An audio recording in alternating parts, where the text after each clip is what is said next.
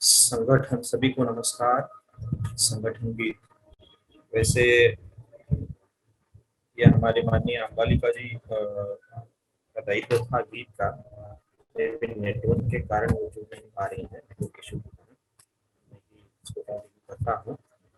और उसके बाद मंच संचालन राकेश रंजन जी करेंगे। उसके बाद राकेश रंजन जी इनोवेशन से आप शुरू कर दें।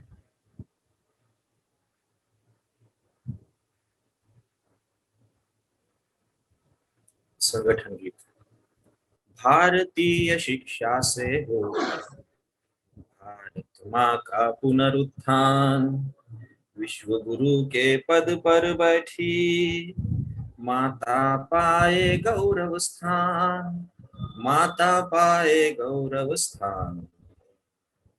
भारतीय शिक्षा से हो माँ का पुनरुत्थान, विश्व गुरु के पद पर बैठी माता पाए गौरव स्थान, माता पाए गौरव स्थान। मुक्त करी हो विद्या फिर से, रे जो जीव मात्र को, निर्धनता के अंधकार के, दास्य भाव के तोड़ बंद को। युक्त करी हो शिक्षा अपनी, स्वाभिमान से भर दे मन को। अर्थ करी हो स्वावलंबी हो राष्ट्र जागरण का अभियान, राष्ट्र जागरण का अभियान। भारतीय शिक्षा से हो माँ का पुनरुत्थान, विश्व गुरु के पद पर बैठी माता पाए गौरव स्थान, माता पाए गौरव स्थान। अर्थ शासन से हो पूर्ण मुक्त यह, समाज पोषित शिक्षा नीति। पूर्ण स्वतंत्र हो पूर्ण मुक्त हो, विद्वानों की शाश्वत थाती। नगर ग्राम जनपद से निकली, पूर्ण विकेंद्रित निर्णय रीति। आर्थिक शैक्षिक सामाजिक हो शिक्षा का स्वायत्त विधान, शिक्षा का स्वायत्त विधान। भारतीय शिक्षा से हो माँ का पुनरुत्थान, विश्व गुरु के पद पर बैठी माता पाए गौरव स्थान, माता पाए गौरव स्थान। राष्ट्र भाव से पाठ भरे हो, सत्य सनातन मूल्याधिष्ठित। गौरव जागे भक्ति उपजे, सेवा रुत में हर जन स्थापित। पूर्ण विकसित हर चरित्र हो, सर्व कला संपन्न सुनिश्चित। कौशल विकसे तेज भी चमके, छात्र छात्र फिर बने महान, छात्र छात्र फिर बने महान। भारतीय शिक्षा से हो माँ का पुनरुत्थान, विश्व गुरु के पद पर बैठी माता पाए गौरव स्थान, माता पाए गौरव स्थान। रसमय हो ये सारी शिक्षा, वातावरण हो खुला प्रसन्न। नाचे गाए खेले कूदे, चितिकों सींचे खिले सुमन। भीतर जलता ज्ञान दीप जो, करे प्रकाशित विश्व गगन। एकलव्य से शिष्य बने सब, शिक्षक सब चाणक्य समान, शिक्षक सब चाणक्य समान। भारतीय शिक्षा से हो भारत माँ का पुनरुत्थान, विश्व गुरु के पद पर बैठी माता पाए गौरव स्थान, माता पाए गौरव स्थान। मिलजुल कर हम शिक्षा बदले, जागृत वैचारिक आंदोलन। शोध करे हम करे जागरण, और प्रशिक्षण और प्रकाशन। नित्य करे साप्ताहिक चिंतन, बड़े मंडलम गड़े संगठन। साथ मिले सब साथ विचारे, साथ करे अब कार्य महान, साथ करे अब कार्य महान। भारतीय शिक्षा से हो भारत माँ का पुनरुत्थान। विश्व गुरु के पद पर बैठी माता पाए गौरव स्थान, माता पाए गौरव स्थान। धन्यवाद। डॉक्टर राकेश जी, आप अभी संचालन ले सकते हैं। बहुत बहुत धन्यवाद संदीप जी। युवा संकल्प दिवस के रूप में इस कार्यक्रम को समझाने के लिए, बताने के लिए और संचालन करने के लिए आपका बहुत बहुत धन्यवाद। मूल कड़ी के रूप में आपने इस कार्यक्रम को सोचा। मैं कार्यक्रम की शुरुआत को आगे के लिए सभी पार्टिसिपेंट जो हमारे जुड़े हैं, जो बंधुवर, जो बुद्धजनी, जो जो गणमान्य लोग हमारे साथ हैं, मैं उन सबों का धन्यवाद देता हूं। और बाकी लोग भी हमारे साथ जुड़ रहे हैं, उन सबको मैं एक्सपेक्ट कर रहा हूं कि वो थोड़ी देर में जुड़ जाएंगे। सर्वप्रथम मैं मुकुल कांतिकर जी, जो नेशनल ऑर्गेनाइजिंग सेक्रेटरी राष्ट्रीय शिक्षण मंडल, उनका धन्यवाद देता हूं। ओम प्रकाश सर जी, जिनका अपना एक अस्तित्व है, राष्ट्रीय संयुक्त महामंत्री हैं भारतीय शिक्षा मंडल में। नमस्ते सर, आपका बहुत बहुत धन्यवाद। Doctor Kapil Kumar, professor Kapil Kumar sir का जो प्रसिद्ध इतिहासकार हैं, प्रखर राष्ट्रभक्त है और हमारे साथ जुड़े हुए हैं, जो कि पूर्व प्राचार्य भी रहे हैं इग्नू दिल्ली में। बहुत बहुत धन्यवाद सर। मैं कार्यक्रम की कड़ी को आगे बढ़ाते हुए मैं लाना चाहता हूं डॉक्टर शैलेंद्र जी को, जो कि भारतीय शिक्षण मंडल के बारे में और अपने वक्तव्य को रखेंगे। शैलेंद्र जी प्लीज अपना माइक अनम्यूट कर ले। उससे पहले अंबालिका जी को ध्येय श्लोक और ध्येय वाक्य लेना था। अंबालिका जी का तो मैं कनेक्ट ही नहीं उसको है, कंटिन्यू वो कर लेता हूं, संभव पूर्ण कर देता हूं। जी। तत्कर्म यन्न बंधाय साविद्याया विमुक्तये आयासाया परम कर्म विद्यान्या शिल्प नैपुण्यम। विष्णु पुराण से लिया गया यह श्लोक है। इसका अर्थ है, कर्म वही है जो बंधन में ना बांधे, विद्या वही है जो मुक्त करे, अन्य सभी कर्म निरर्थक क्रिया व अन्य सभी अध्ययन मात्र कारीगिरी है। संगठन का, भारतीय शिक्षण मंडल का संगठन का ध्येय वाक्य, राष्ट्रीय पुनरुत्थान के लिए प्राथमिक से लेकर उच्च शिक्षा तक संपूर्ण शिक्षा को भारतीय मूल्यों पर आधारित, भारतीय संस्कृति की जड़ों से पोषित तथा भारत केंद्रित बनाने हेतु नीति, पाठ्यक्रम तथा पद्धति में भारतीयता लाने के लिए आवश्यक अनुसंधान, प्रबोधन, प्रशिक्षण, प्रकाशन और संगठन करना भारतीय शिक्षण मंडल का ध्येय है। धन्यवाद।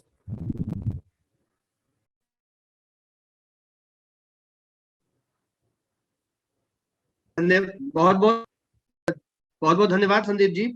कार्यक्रम की सिलसिला को आगे बढ़ाते हुए मैं आमंत्रित करना चाहता हूं डॉक्टर शैलेंद्र कुमार जी को। शैलेंद्र कुमार जी प्लीज, आपका स्वागत है। धन्यवाद राकेश जी।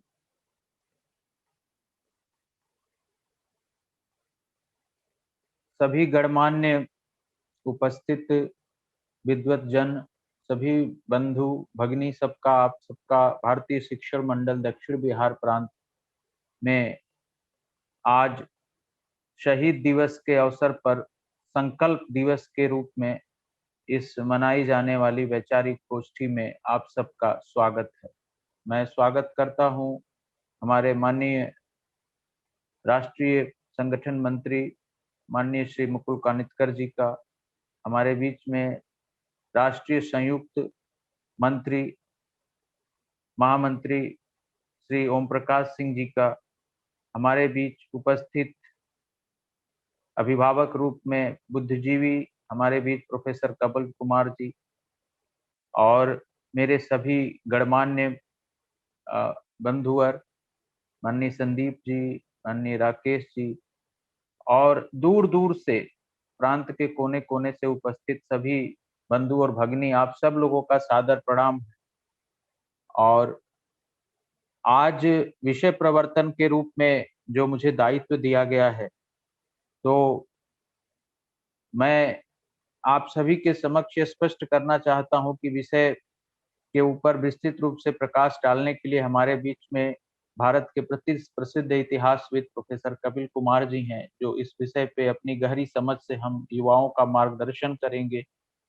मैं बस इतना जानता हूं कि पूरे विश्व में बलिदान की ऐसी नजीर 23 मार्च को जो भारतवर्ष में स्थापित हुई, जिसमें 3 युवा मातृभूमि की प्रतिष्ठा के लिए हंसते हंसते अपने यौवन को बलिदान करते हैं और वह बलिदान पूरी दुनिया में एक इतिहास बन जाता है।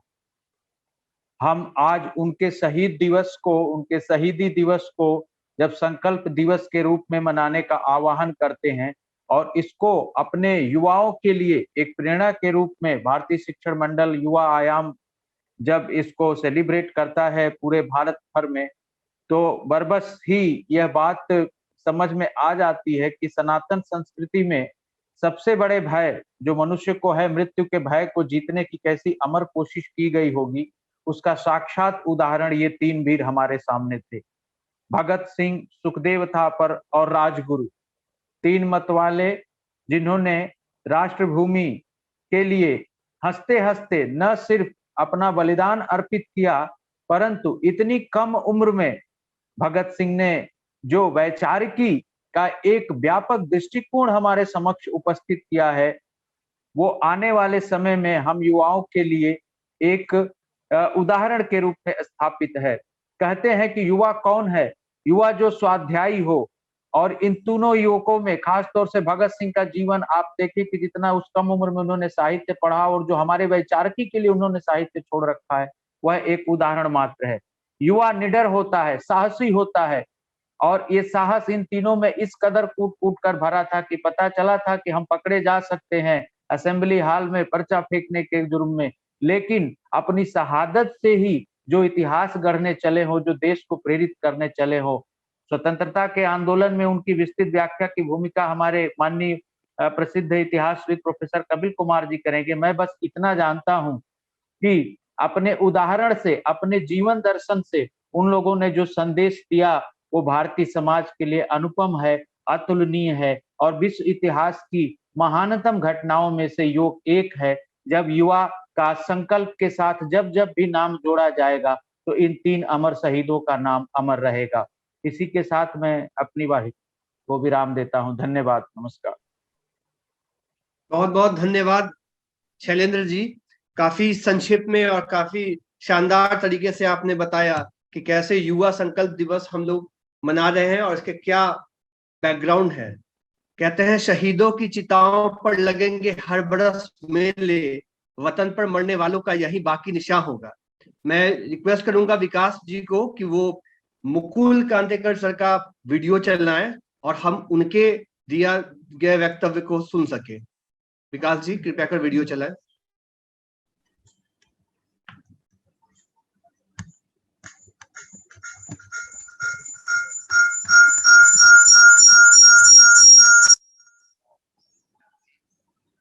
भारतीय शिक्षण मंडल के समस्त पदाधिकारी और युवा आयाम के इस संकल्प दिवस के कार्यक्रम में एकत्रित भारत माता के प्यारे सपूत बहनों और भाइयों,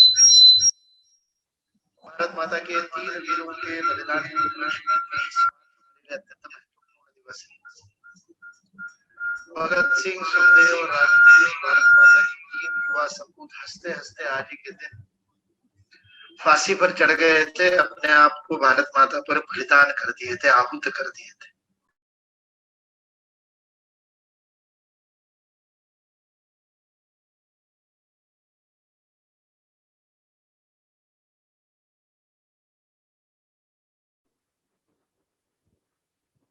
विकास जी आवाज नहीं आ रही।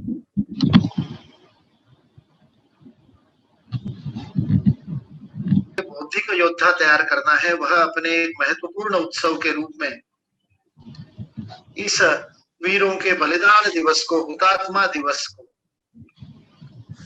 संकल्प दिवस के रूप में युवाओं के बीच में मनाता है। जीवन का लक्ष्य क्या है? जीवन का आदर्श क्या है? जीवन किस लिए जीना है? क्या करने के लिए हमने जन्म लिया है? यह प्रश्न प्रत्येक युवा के मन में उत्पन्न होता है। कुछ उस पर विचार करते हैं, कुछ उस पर प्रयोग करते हैं, कुछ अपने जीवन में कुछ अलग करके देखते हैं और प्रयास करते हैं कि इस प्रश्न का उत्तर दिया जाए। किंतु अधिकतर युवा इस प्रश्न पर गंभीरता से विचार किए बिना मन में उठ रहे इन प्रश्नों को सामान्य तात्कालिक आवश्यकताओं के, अर्जेंसी कहते हैं ना, सामने कोई अर्जेंसी है, परीक्षा है, करियर है, मेरे एंट्रेंस एग्जाम है, नौकरी करनी है, और इन तात्कालिक आवश्यकताओं के चक्कर में इस जीवन के महत्वपूर्ण प्रश्न को पीछे धक्का दे देते, ढक देते हैं, अलग रख देते, कारपेट के नीचे डाल देते हैं।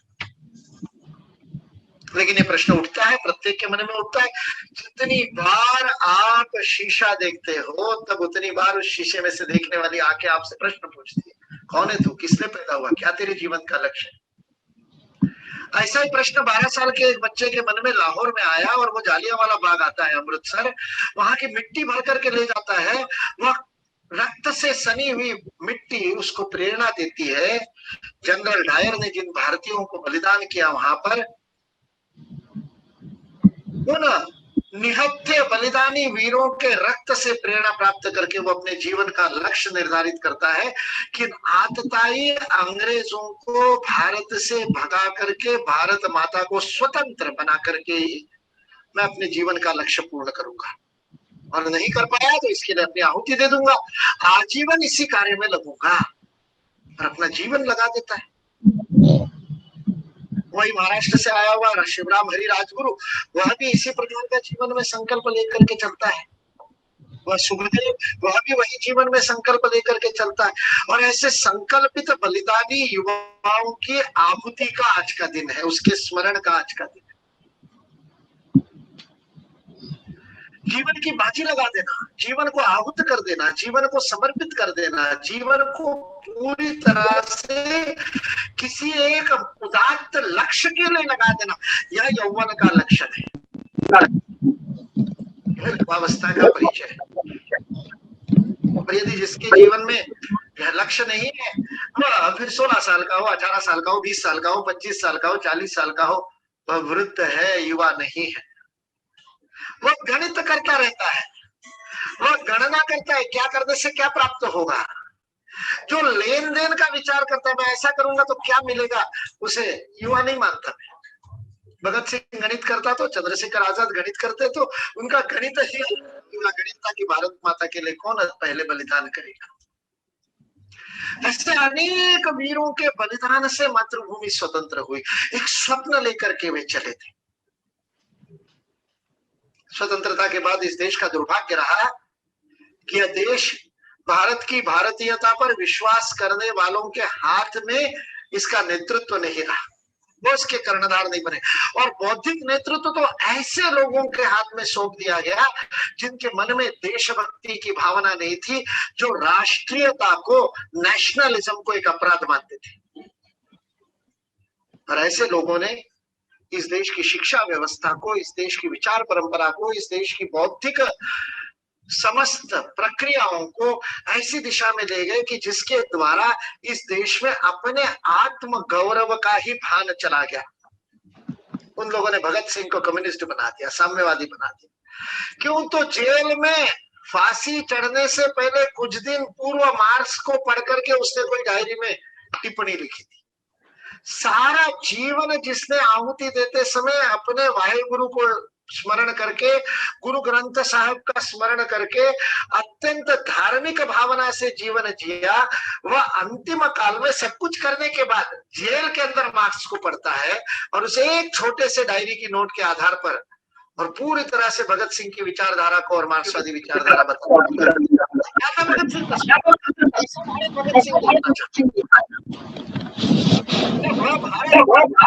उसी की वैचारिक धाती को अपना बनाने का षड्यंत्र करने वाले उन बुद्धिवादियों ने 70 साल में वैसा भारत दिया क्या? अगर वे कहते हैं कि भगत सिंह का सपना कम्युनिस्ट भारत बनाने का था, तो तुम्हारे ही तो हाथ में शिक्षा व्यवस्था थी।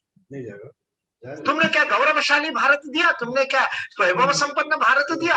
तुमने क्या भारत को आत्मनिर्भर बनाने वाली व्यवस्था दी? क्या आत्मविश्वासी नागरिकों का निर्माण इससे शिक्षा ने किया? नहीं कर सकते, क्योंकि असत्य पर इसलिए भगत सिंह का स्वप्न, एक समतामूलक समाज का स्वप्न तो अवश्य था उसके मन में, किंतु वह समतामूलक समाज वैभव संपन्न हो, सामर्थ्यशाली हो, सारे विश्व में योगदान करने वाला भारत हो, विश्व से कुछ लेने वाला नहीं, भिक्षा मांगने वाला नहीं, दूसरों के ऊपर आश्रित रहने वाला नहीं, अपितु अपने गौरव से, अपने सामर्थ्य से विश्व को देने वाला भारत। यही तो समस्त आहुति करने वाले बलिदानियों का स्वप्न रहा है।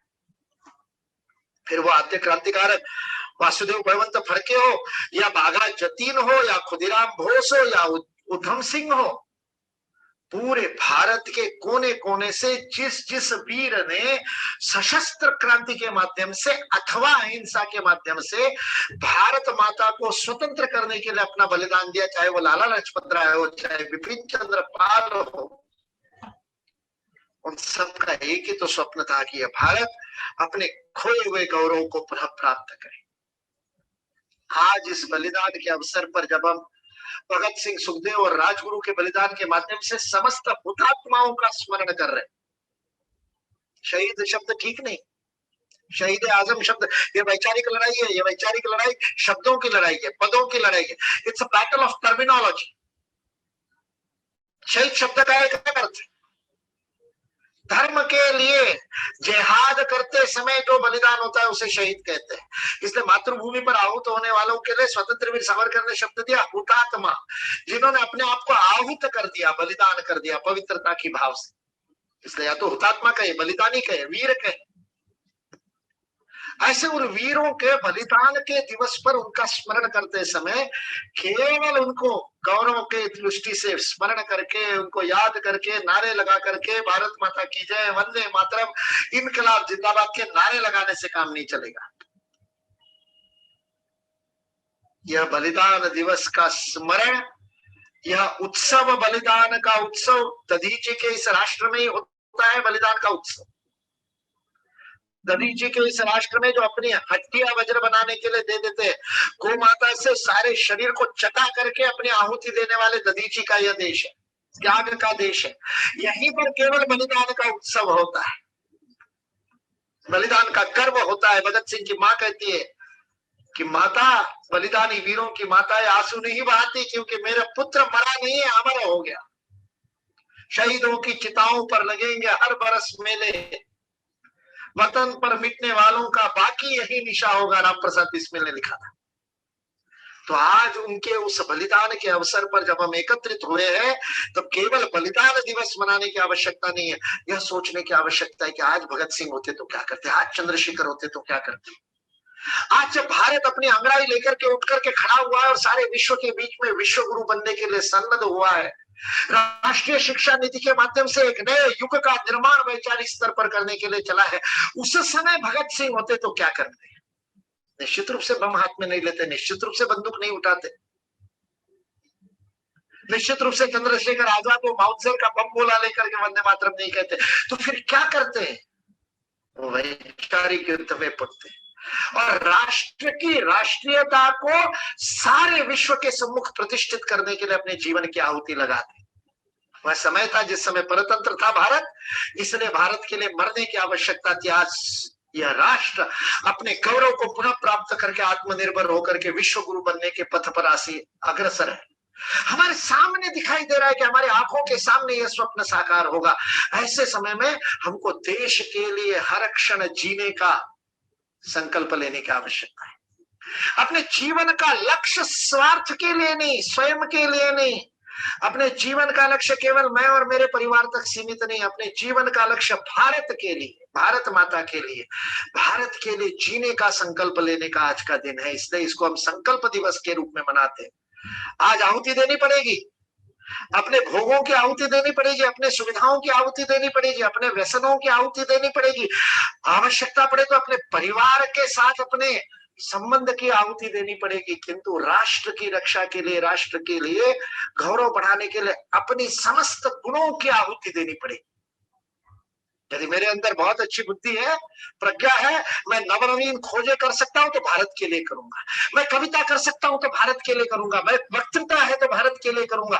जो जो मेरी प्रतिभा है, जो जो मेरे गुण है और नहीं है तो उसको अर्जित करके भारत माता को समर्पित करूंगा। जो राष्ट्र की आवश्यकता है वो करूंगा, ताकि यह राष्ट्र आत्मनिर्भर हो सके। ऐसे बौद्धिक योद्धाओं के निर्माण करने का आंदोलन है भारतीय शिक्षण मंडल का युवा आयाम। उस युवा आयाम के इस कार्यक्रम में और उसके मंच पर मैं आप लोगों से आह्वान करता हूं। मैंने 30 साल पहले अपने आप से यही प्रश्न पूछा था, 1990 में जब LLB हुआ। सब लोग कह रहे थे बहुत अच्छा वकील बनेगा।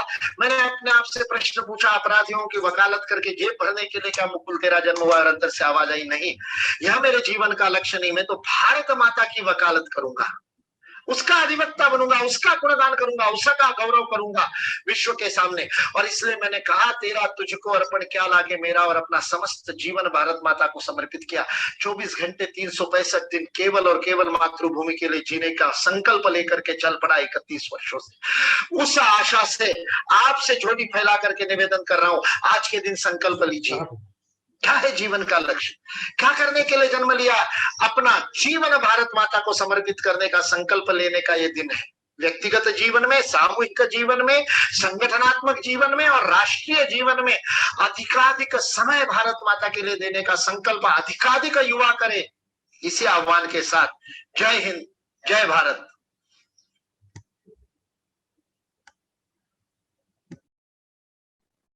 बहुत बहुत धन्यवाद।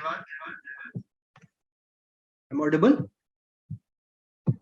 Yes yes, you are audible. मेरी आवाज आ रही है? हाँ, आ रही है, बोलिए। जी, बहुत बहुत धन्यवाद। कार्यक्रम की मुकुल कांतेकर सर को सुनते सुनते लगता है कि वो एक प्रशिक्षण की तरह ही है। मैं कार्यक्रम की कड़ी को आगे बढ़ाते हुए प्रोफेसर कपिल कुमार सर को निमंत्रण करता हूं, और उन्हें बुलाने से पहले मैं उनके बारे में कुछ चीजें बता दूं कि सर का परिचय, सर का नाम ही काफी है। सर एक इमिनेंट हिस्टोरियन है।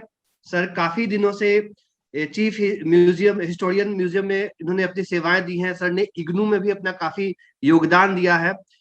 सर, मैं रिक्वेस्ट करूंगा कि आप आए और हमारे बीच अपने वक्तव्य को रखें। धन्यवाद जी। बहुत बहुत शुक्रिया ओम प्रकाश जी, मुकुल जी, राकेश जी, शैलेंद्र जी, आप सबका बहुत बहुत धन्यवाद कि आप ये अवसर प्रदान किए हैं मुझे आज युवाओं से बात करने के लिए, और विशेष तौर से इस संकल्प दिवस के ऊपर।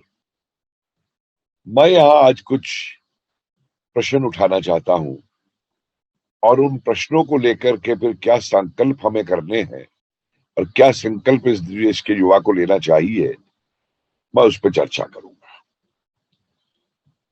जितने भी हमारे महान क्रांतिकारी हुए, चाहे वो भगत सिंह थे, सुखदेव थे, राजगुरु थे, जतिन दास थे, या उससे पहले हम कहें अगर देवी चौधरानी हुई, सन्यासी विद्रोह से मोहनगिरी हुए, या उसके बाद 1857 के हमारे क्रांतिकारी रहे, या आजाद हिंद फौज के हमारे सैनिक रहे नेताजी के नेतृत्व में,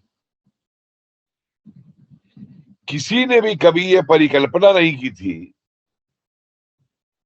कि आजाद भारत के अंदर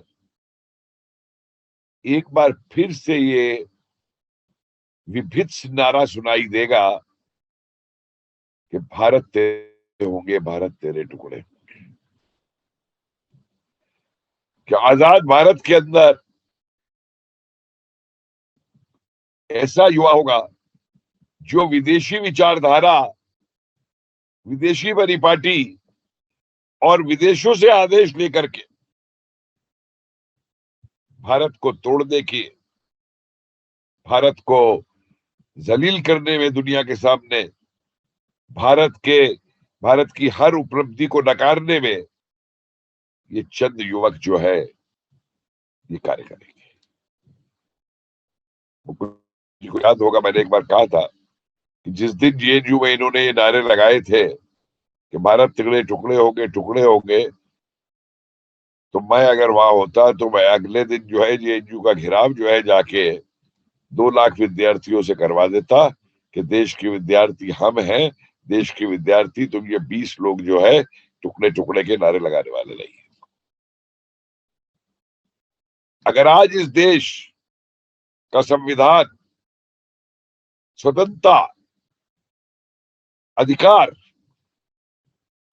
ये जीवित है, प्रजातंत्र जीवित है, तो इन 25 गुंडों के वहां नारे लगाने की वजह से आजादी जीवित नहीं है इस देश में। इस देश की आजादी और ये स्वतंत्रता अगर जीवित है तो इस बात से जीवित है कि हमारे देश का युवा जवान सियाचिन में खड़ा होकर के, हमारे देश का जवान जो है रन ऑफ कच्छ में खड़ा होकर के या बर्मना के जंगलों में खड़ा होकर के हमारे इस संविधान की, हमारे इस प्रजातंत्र की और हमारे अधिकारों की रक्षा करता है।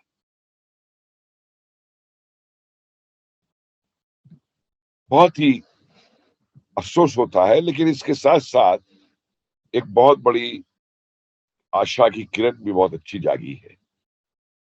और वो किरण दिखाई देती है अब कि जब ये लोग बकवास करते हैं तो आज देश का युवा इन्हें चुनौती भी देता है। और देश का युवा इसके साथ ये भी पूछता है कि ये क्या है, ये क्यों ऐसे बने, ये क्या ऐसा हुआ। मुकुल जी ने अभी एक बात कही भगत सिंह को लेके, डायरी को लेके, जेल के दिनों में जो पढ़ी गई और इन्होंने भगत सिंह को मार्क्सवादी बता दिया। अरे भाई, बहुत सा युवक था उस समय, उसको ये नहीं मालूम था कि रूस में क्या हो रहा है। उसको दूसरा इतनी कहानी आई थी कि कहीं कोई शोषण था, उसके खिलाफ कुछ लड़ाई हुई तो रूस की बात करने लगा कि अंग्रेज को हटाना। और ये बात मैं इसलिए कह रहा हूं कि हमारे जितने भी क्रांतिकारी थे 1857 से लेकर और 1947 तक, इन क्रांतिकारियों की विचारधारा सिर्फ एक थी, इनका संकल्प सिर्फ एक था, इनका उद्देश्य केवल एक था और वह था भारत की स्वतंत्रता, भारत माता को बेड़ियों से मुक्त करना। जो भारत माता को 1000 साल से ज्यादा से भारत माता जो है इसको बेड़ियों में जकड़ दिया गया था, उस भारत माता को बेड़ियों से मुक्त करना। और इसी संकल्प की तहत ये लोग आगे बढ़े। अफसोस ये होता है आज हमें कि लगभग पिछले 70-72 साल तक हमारे इन क्रांतिकारियों को, हमारे इन वीरों को न केवल इतिहास की किताबों से गायब किया गया, वरन इनका समूचा योगदान जो है देश से मिटाने की कोशिश हुई। नेताजी सुभाष चंद्र बोस ने आजाद हिंद फौज को संबोधित करते हुए कहा था कि तुम में से जितने भी लोग भारत की आजादी की लड़ाई के अंदर जब अपनी जान देंगे तो तुम्हारे हर किसी के नाम पे देश में एक मेमोरियल होगा और उस देश में लोग आकर के उन मेमोरियल के ऊपर फूलों की वर्षा किया करेंगे। हमने क्या किया? लगभग 50 ऐसे लोग थे जिनको नेताजी ने अपने हाथों से युद्ध में वीरता के मेडल दिए थे। इम्फाल की लड़ाई की, अराकन की लड़ाई की, माउंट पोपो की लड़ाई की। लेकिन हमने उन वीरों को कभी सम्मान देने की कोशिश नहीं की। आज भी हम ये कह देते हैं कि प्रथम युद्ध के अंदर उस भारतीय को वो विक्टोरिया क्रॉस मिला, आयरन क्रॉस मिला। लेकिन इन हमारे वीरों ने जिस तरीके से अंग्रेजों से लड़े, अपनी जान दी, सब कुछ दिया, इनको हमने दरकरार करके उठा के बाहर रख दिया। अभी निकाले हैं मैंने नाम यानी करतार सिंह जी की पुस्तक में से, मैं चाह रहा हूं उसको छापने का, दोबारा लिख करके उसको लेकर के। क्या सोचते होंगे हमारे एक क्रांतिकारी जब आज देश का ये हाल देखते होंगे कि किस तरीके से जिहादी यहां खुलेआम घूम रहा, देश टूटने के नारे लग रहे हैं, देश की सेना के ऊपर आघात किया जाता है, उस पर प्रश्न उठाए जाते हैं। राष्ट्रवादिता को गाली निकाली जाती है। मतलब इस हद तक ये लोग बढ़ते चले गए हैं। आप देखिए, मैं अभी जेएनयू में था पीछे कुछ महीने पहले, तो राष्ट्रवाद पे ही एक लेक्चर दे रहा था, तो एक नक्सलवादी उठ के खड़ा हो गया, ये राष्ट्र क्या होता है, राष्ट्रवाद क्या होता है, आपको बताना होगा। तो हम समझ गए ये प्रोवोक कर रहा है। हमने कहा भाई मुझे एक बात बताओ, तुम जहां रहते हो उसको क्या कहते हो? सब घर है हमारा। तो तुम्हारे घर के ऊपर अगर कोई हमला करे या तुम्हारे घर को वो तोड़ना चाहे या छीनना चाहे, तो क्या तुम ऐसा होने दोगे? नहीं जी, हम तो लड़ेंगे, उसको बचाएंगे। तो मैं कहा यही समझ लो, मैं बड़ा अनपढ़ आदमी हूँ, मुझे यूरोप की राष्ट्रवाद की भाषा की जो परिभाषा वगैरह है मुझे नहीं मालूम, लेकिन इतना मैं तुम बता दूं कि जिस मट्टी में तुम्हारा घर है वो तुम्हारा देश है, और जिस तरीके से तुम उस घर को बचाने की बात करते हो, उस मट्टी और उसके ऊपर जो घर बना है उसको बचाना ही राष्ट्रवाद है। अगर इतना समझ लोगे तो तुम्हें किसी और परिभाषा की राष्ट्रवाद की जरूरत नहीं पड़ेगी। लेकिन वो क्यों समझे? इसलिए नहीं समझेंगे कि इस विचारधारा के अंतर्गत जो ट्रेनिंग दी जाती है उसमें शुरू से एक बात कही जाती है कि हमारा उद्देश्य सर्वहारा का अधिनायकतावाद स्थापित करना है, डिक्टेटरशिप ऑफ द प्रोलेटेरिएट। और जब जिनका ये उद्देश्य है तो उनका उद्देश्य प्रजातंत्र कैसे हो सकता है, उनका उद्देश्य राष्ट्रवाद कैसे हो सकता है? तो उनका उद्देश्य तो वो है, और इतने हद तक ये लोग गिर गए हैं जाकर के कि आप ये देखिए कि जो स्तर इनके बन गए हैं कि दुनिया के अंदर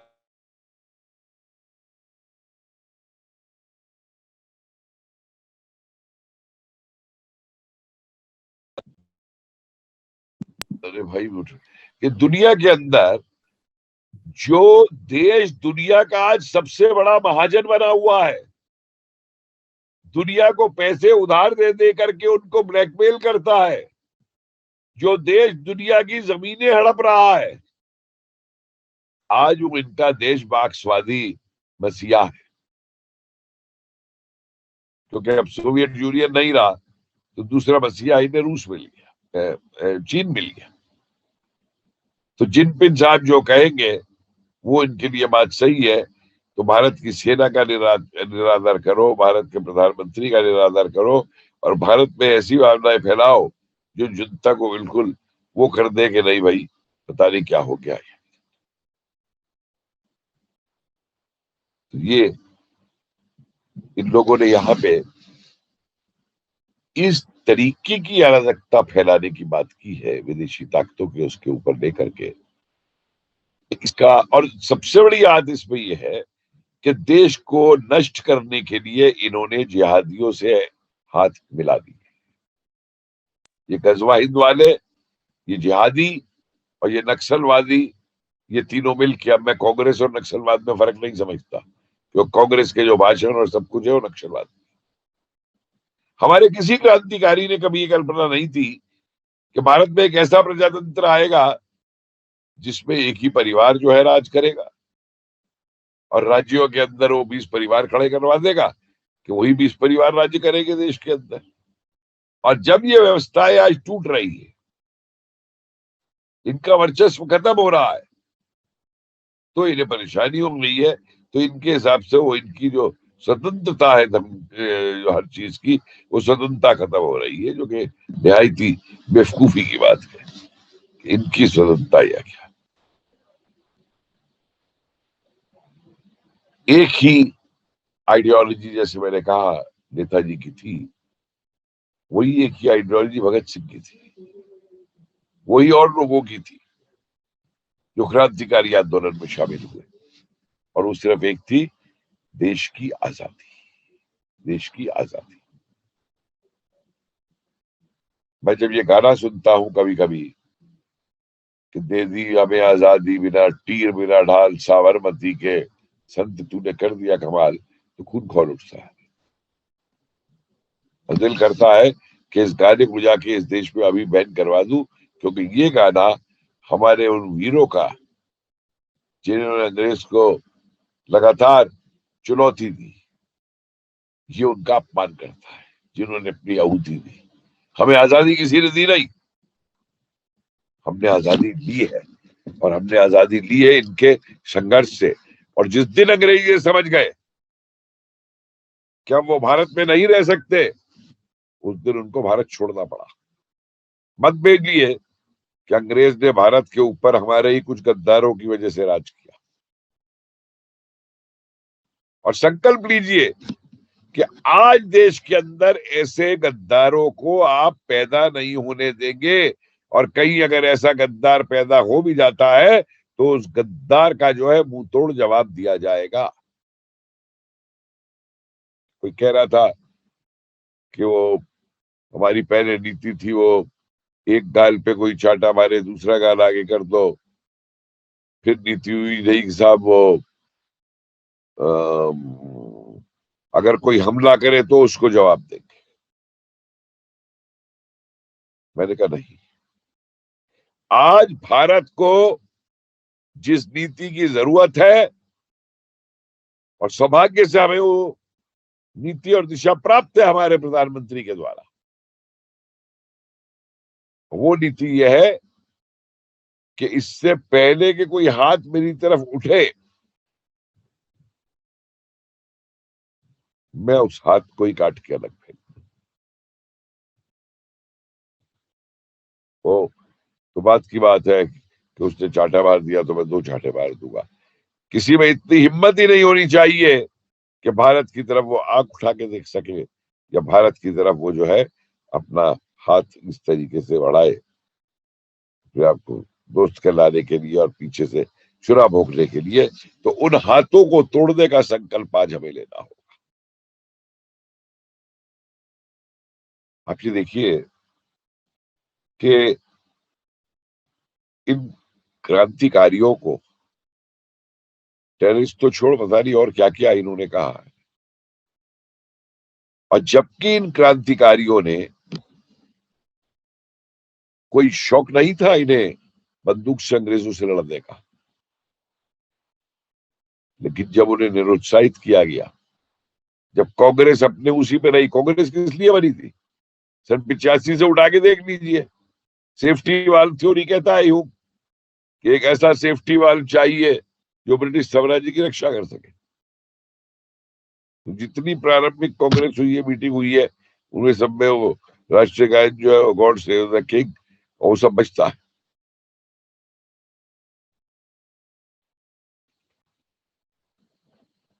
ऐसी परिस्थितियों के अंदर सबसे पहले एक जरूरी चीज आ जाती है, और मुझे इस बात का बहुत अफसोस है, मैं मुकुल जी तक ये बात जाना चाहता हूं कि आज 6 साल हो गए हैं, लेकिन जो गलत धारणाएं हमारी शिक्षा की किताबों में आज भी पढ़ाई जा रही है एनसीईआरटी के अंदर, उनमें कोई बदलाव नहीं हुआ। मुझे बड़ा अफसोस हुआ था जिस दिन मैंने टीवी के ऊपर अपने एक मंत्री जी को ये कहते सुना था कि हमने तो एनसीईआरटी की किताब में फुल स्टॉप और कॉमा तक नहीं बदला है।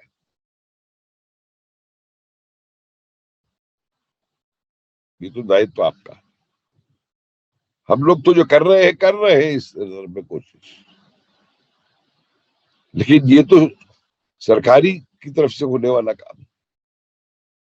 और मैं ये नहीं कहता कि आप गलत इतिहास दें, मैं सिर्फ इतना कहता हूं कि जो ऐतिहासिक तथ्य ने उन तथ्यों को सामने डाल दीजिए। नीरज अत्री वगैरह कई लोग बहुत अच्छा काम कर रहे हैं, दिखा रहे हैं कि एनसीईआरटी ने क्या क्या मतलब कोई गलत छापा कहता तो मैं मान भी लेता कि गलत छापा, लेकिन ये तो एक चुनी चुनाई योजना की तहत, एक साजिश की तहत जो है भारत के युवा को भ्रम करने के लिए स्कूल की उम्र से जो है ये एक साजिश की गई। कल ही मैं एक चैनल पे था तो वो बात कर रहे थे कि ये पानी को लेके जो वार्तालाप चल रहा है, क्या आपको लगता है कि आगे इनसे समझौता हो जाएगा? तो मैंने हाथ जोड़ दिए। मैंने कहा साहब, जब तक इनके देश के अंदर से जो इनकी मानसिकता है गजवा हिंद की, जो काफिर के प्रति इनकी मानसिकता है, वो नहीं जाएगी, ये नाक सिर पकड़ ले कि खाली पानी की बात करने से या ऊर्जा की बात करने से ये संबंध नहीं छूटा, ना कभी होगी। सवाल ये है कि जिस प्रकार से युवा को भ्रमित करने की कोशिश की, उसका जो परिणाम सामने देखने को मिलता है, वही जेएनयू में एक महिला खड़ी हो गई। आज तो ग्लोबलाइजेशन का समय है, मैं तो ग्लोबल स्टूडेंट हूं, मुझको राष्ट्रवाद से क्या लेना, नेशनलिज्म से क्या लेना। तो मुझे उनसे कहना पड़ा, मोहतरमा आप बाहर किसी दूसरे देश में चले जाइए और अपना पासपोर्ट जो है वो ग्लोबल पासपोर्ट बनवा लीजिए, कोई ग्लोबल कॉलोनी में रहिए जाके, तो कोई ग्लोबल नौकरी करिए जाकर के। हिंदुस्तान में क्या कर रही है? हम तो इतना आपको दे ही नहीं सकते, जाइए बनिए ग्लोबल सिटीजन, जाकर के भारतीय पासपोर्ट को छोड़ दीजिए। क्यों भारतीय पासपोर्ट लेते? इन्हें तक को समझाया मैंने कि भैया तुम्हारी राष्ट्र की आइडेंटिटी जो है वो तुमसे कभी अलग नहीं हो सकती। ये हज पे भी जाते हैं तो उन्हें वहां पे इंडियन मुस्लिम्स कहा जाता है,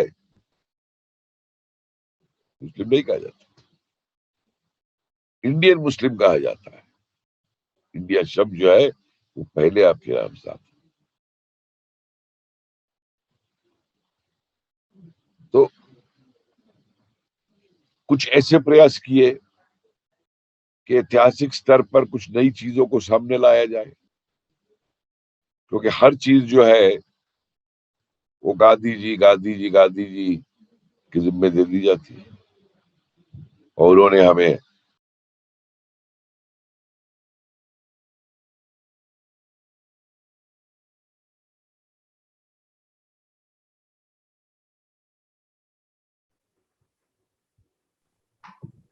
ऐसा म्यूट हो गए।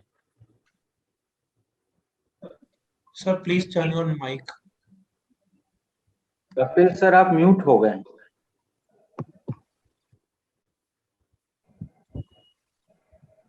माननीय कपिल सर आप म्यूट हो गए, जी अनम्यूट कर लें।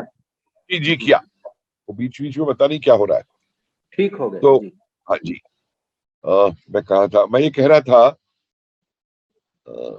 लास्ट शब्द मैंने कहे, हाँ, कि जितने भी क्रांतिकारियों को इस तरीके से जो अपमानित किया गया, कम से कम इस युवा को आज उठ के चाहिए कि उनको जो उनका बनता है उतना सम्मान तो दे दे। और मैं ये कहूंगा कि पहली बार इस सरकार के अधीन ये हुआ है कि स्वराज द्वीप फिर से नाम रखा गया। नेताजी, ये माना गया कि 21 अक्टूबर को आजाद हिंद सरकार बनी थी अखंड भारत की, और हमको देखिए किसी पुस्तक में ये नहीं पढ़ाया जाता कि आजाद हिंद सरकार दुनिया की अकेली ऐसे देश की सरकार थी जिसने 45 में विश्व युद्ध के बाद अंग्रेजों के सामने आत्मसमर्पण नहीं किया था। आजाद हिंद फौज अकेली ऐसी फौज थी जिसने आत्मसमर्पण नहीं किया। पकड़े गए वो हो गया, वो अलग चीज है। नेताजी के ऑर्डर थे, we disband to regroup again, और उस सरकार को हमने बुला दिया। जब ये बात हमने उठाई तो कई लोग आ गए, नहीं साहब सरकारें तो और भी बहुत बनी थी। हाँ बनी थी भाई, महेंद्र प्रताप जी ने बड़ी अच्छी सरकार बनाई थी, राजा महेंद्र प्रताप सिंह। लेकिन ये पहली सरकार थी जिसको विश्व के 13 देशों ने मान्यता दी। ये पहली सरकार थी जिसका अपना बैंक था, जिसके अपने स्टैंप थे, जिसके अपने सारे विभाग थे, जिसके अपने सारे मंत्री थे। ये पहली सरकार थी जिसने जापान जैसी महाशक्ति को बाध्य किया कि तुमको अंडमान जो है आजाद हिंद सरकार को देना होगा। तुम्हारा अंडमान में जो कब्जा है वो तुम्हें आजाद हिंद सरकार को देना होगा, क्योंकि आजाद हिंद सरकार भारत की सरकार है और अंडमान जो है, निकोबार जो है, भारत के हिस्से है।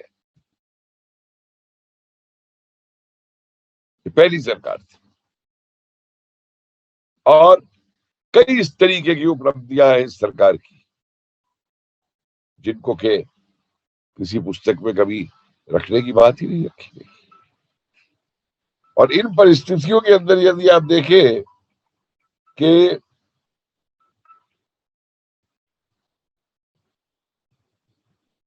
पैंतालीस से 47 का भी जिस पे मैं अब शोध कर रहा हूं,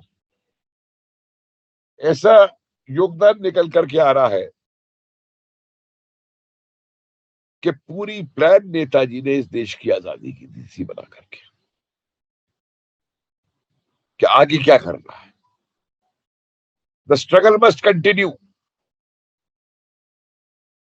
कितने लोगों को मालूम है कि आपके यहां कानपुर के अंदर आजाद हिंद संघ दोबारा खड़ा हो गया था, बनारस के अंदर रानी झांसी रेजिमेंट दोबारा बन गई थी, कई युवा संघ बन गया था। अंग्रेज परेशान थे कि इनको कैसे रोका जाए, आजाद हिंद के सैनिकों को जो अपनी वर्दी पहन के जाके युवाओं में भाषण दे रहे हैं। कहीं 400 युवा जुड़ गए हैं, कहीं 300 युवा जुड़ गए हैं। ये एक दूसरा रूप था क्रांति का जो रूप दिया जा रहा था आगे के लिए, उसको भुला दिया गया। कभी किसी मुझे एक चीज बताइए, 1976 के अंदर ट्रांसफर ऑफ पावर के वॉल्यूम पब्लिश हो गए थे। भारत से संबंधित कागजात जो थे वो पब्लिश हो गए थे। हमारे ये बड़े बड़े दिग्गज इतिहासकार जो है विपिन चंद्रा और ऐसे लोग, क्या इन्होंने उन डॉक्यूमेंट्स को पढ़ा या उनको पढ़ करके एक भी लाइन चेंज की अपनी पुस्तक के अंदर? ऑखिनले जो अंग्रेजी चीफ कमांडर है यहां पे, वो वाइसरॉय को चिट्ठी लिखता है और उसमें कहता है, ये नवंबर 45 की बात है, कि 1857 जैसी स्थिति पैदा हो गई है और अगर हमें इस देश में रहना है तो हमें इस देश को फिर से जीतना होगा 1857 के तरीके से, और मुझे उसके लिए 1 लाख यूरोपीय सिपाही चाहिए होंगे। और एक पूरी इतनी मोटी फाइल आर्काइव में मौजूद है कि वो सिपाही यहाँ पे कैसे डिप्यूट किए जाएंगे। लेकिन हमारे इन बड़े इतिहासकारों को वो फाइलें देखने का समय नहीं।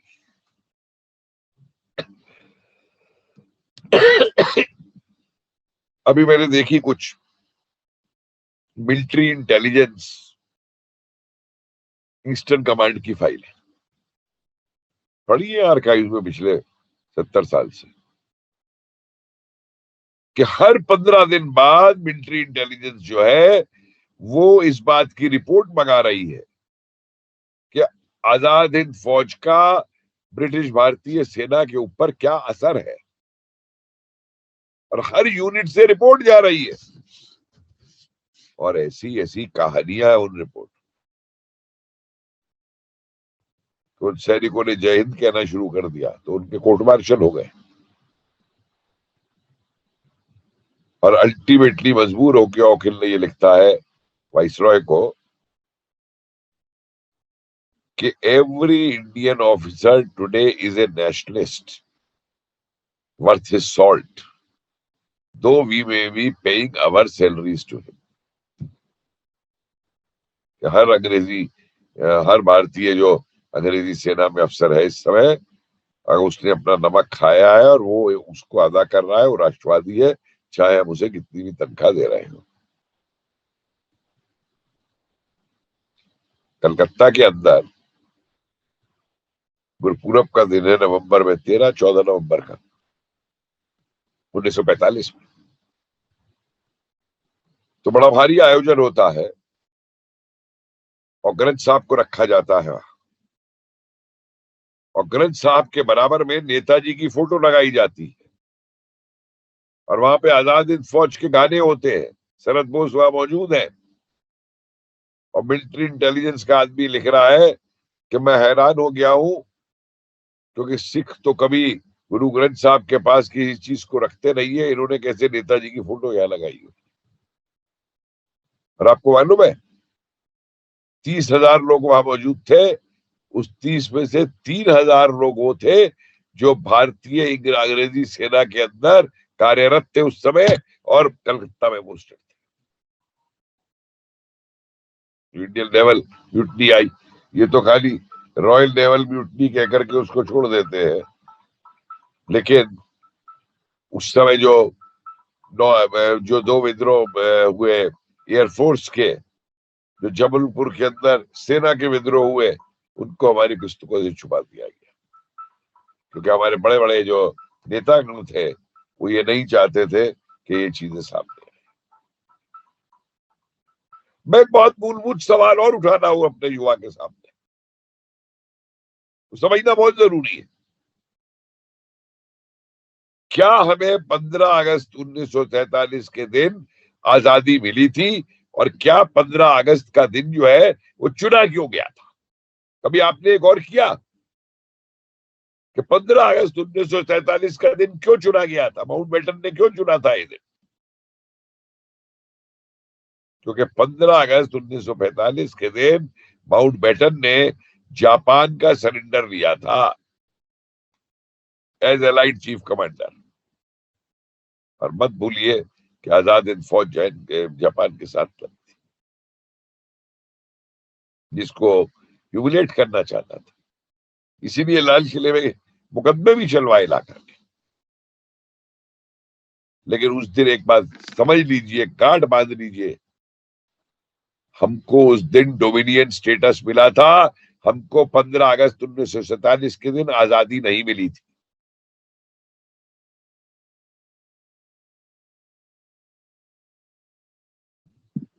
तीन सबूत मैं आपको दे देता हूं। लंदन गजट उठा के देखिए 22 जून 1948 का, उसमें लिखा है कि आज से किंग जॉर्ज जो है वो भारत का सिंहासन छोड़ता है। 22 जून 1948। मार्च 1948 की एक चिट्ठी है नेहरू की, जॉर्ज सिक्स के नाम, कि गवर्नर जनरल दूसरा अब माउंटबेटन की जगह पे उसको बनाया रहा है, राजगोपालाचारी को।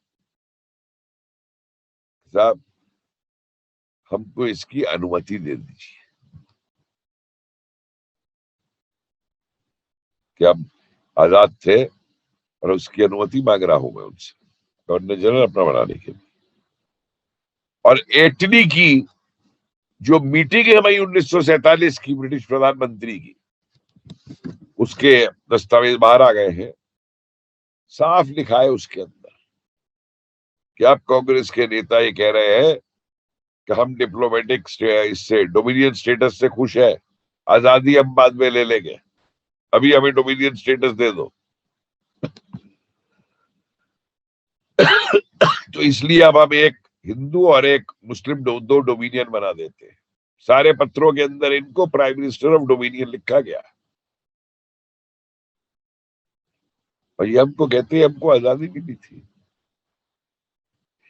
देश के किसी भी क्रांतिकारी ने अंग्रेजों के साथ बैठ के कुर्सी मेज के ऊपर वार्तालाप नहीं किए।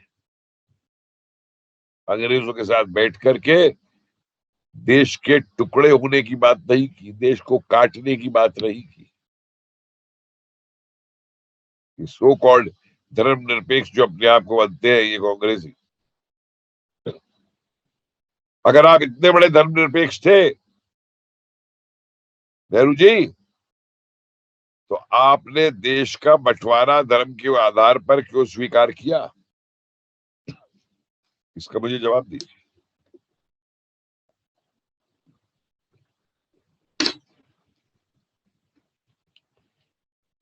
क्रांतिकारी, और यही नहीं, मुझे दुनिया में एक ऐसा देश दिखा दीजिए जिसके ऊपर 175 साल तक जिस विदेशी ताकत ने राज किया, उसका शोषण किया, नरसंहार किए, लोगों को तोपों से उड़वा दिया, काले पानी भेजा लोगों को, गांव के गांव जला दिए,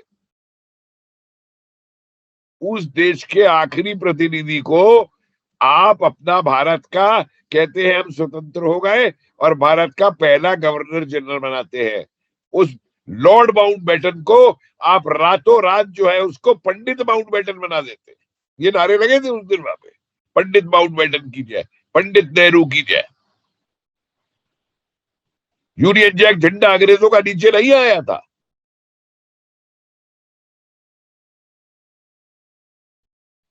तो ये कॉम्प्रोमाइज है आप लोगों के। और कांग्रेस की तो देखिए जो डीएनए है, कांग्रेस बनी इसीलिए थी safety wall for the British empire, Hume ने जब बनाई थी कि फिर से क्रांतिकारी 1857 जैसी घटनाएं ना हो इस देश के अंदर। और आप जब आप उठा करके देख लीजिए, हर प्रकार की क्रांतिकारी गतिविधि का कांग्रेस ने विरोध किया। भाई भगत सिंह और सुखदेव, इनका जो असेंबली बम में जो बम फेंका है, तो धुएं का बम था, असली बम भी फेंक सकते थे। और स्पष्ट थे, उन्होंने कहा भी कि हमने बम क्यों फेंका धुएं का, कि हम जो बहरे लोग हैं उनके कान खोलना चाहते हैं। उन्हें कोई हिंसा से प्रेम नहीं था, लेकिन उस पे गांधी जी कोई कमेंट नहीं करेंगे, उनकी आलोचना करेंगे। भगत सिंह की फांसी को लेकर के क्या नहीं किया गया, वो मैं दोबारा आज कहना नहीं चाहता। तो शर्म आती है कि राष्ट्रपिता कहे जाने वाले व्यक्ति कि ये कार्य थे क्रांतिकारियों को लेकर के, ये विचार थे। और यही नहीं, आप देखिए कि जो हिंसा होती है 46-47 की, क्या वो पहले आपको दिखाई नहीं दे गई थी? क्या होने जा रहा है? जिस तरीके से देश को बांटा जाता है, काटा जाता है, वो भी अब छुपा नहीं रहा। तो मेरा ये मानना है कि ये जो तरीका बन गया है गांधीवाद वाला, सब कुछ गांधी जी ने हमको दे दिया, तो भाई अगर अहिंसा इतनी बड़ी चीज थी तो सन 47 में भी गांधी जी धरने में बैठ जाते। पाकिस्तान ने जब हमला किया था, जब उसे 50 करोड़ दिलवाने के लिए धरने में बैठ सकते हैं, तो इस पे भी धरने में बैठ जाते कि भाई तो हमला मत कर हमारे ऊपर। लेकिन क्या कहे इस पूरे परिप्रेक्ष्य को लेकर के कि एक लाइन में रेड क्लिफ बांट के चला गया, आपने समझौता कर लिया, आपने मान लिया। आपको नोआखली, आपको कलकत्ता, इस समय में जो राइटिंग हुई, जो हिंदुओं में प्रहार हुए, आपको उन प्रहारों को देश भूला नहीं था। लेकिन हम आज भी देख लीजिए मानसिकता क्या है। मेरे परदादा आईसीएस थे, कितने मतलब सम्मान के साथ लोग इस बात को याद करते हैं, लुटियन वाले, खासतौर से लुटियन दिल्ली वाले।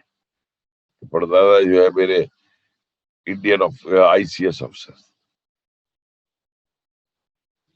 तो ये कितना व्यापक रूप है हमारे सामने 1945-46 के अंदर, कि मैं समझता हूं कि जो हाल गांधी का है इस समय। गांधी परेशान हो चुका है और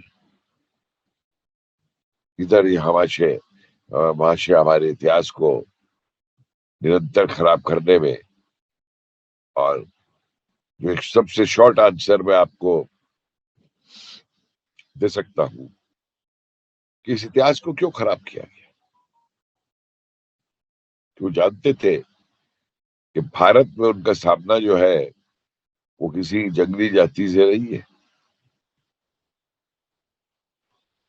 यहाँ उनका सामना एक ऐसी संस्कृति से है, एक ऐसी सभ्यता से है जो पिछले 5-6 हजार से जो है एक जीती जाती सभ्यता के रूप में कार्यान्वित है।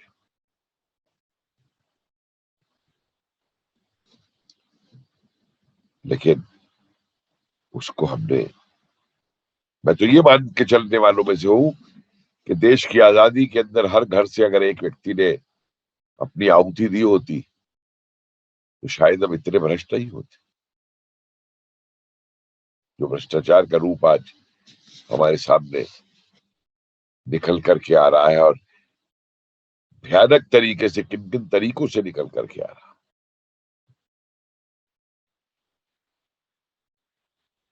मुझे बताइए, आप बिहार से हैं सब,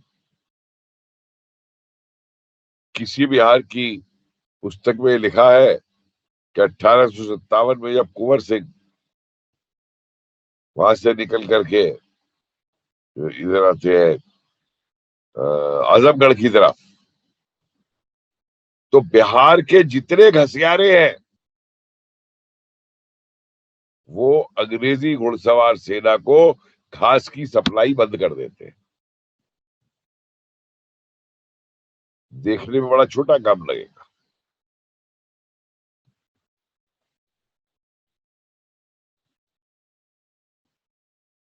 लेकिन सामरिक दृष्टि से इसका समझिए कितना महत्व है कि अंग्रेजों की घुड़सवार सेना को घास की सप्लाई बंद हो गई,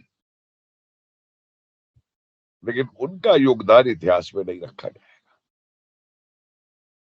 आजाद हिंद फौज के अंदर ऐसे ऐसे प्रवासी युवक जिन्होंने कभी भारत को देखा तक नहीं था, जिन्होंने भारत के बारे में सिर्फ अपने आजा से, अपनी आजी से कहानियां सुनी हुई थी,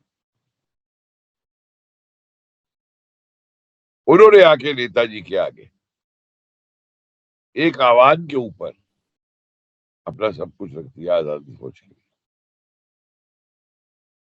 और मतलब इतने उदाहरण है इस संदर्भ में कि गवाले वहां के युवा गाय भैंस लेके चले आते हैं नेताजी के पास, हम पे और कुछ नहीं है, ये गाय और भैंस आजाद हिंद फौज के साथ चलेगी, हम इनका दूध पिलाते हुए चलेंगे आपको।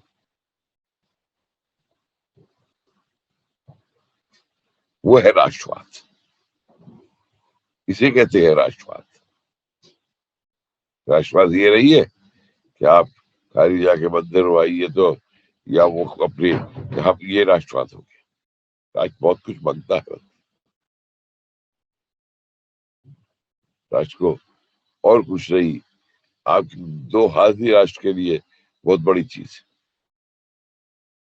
कि आप कुछ भी अगर कर दे किया जा सकता है।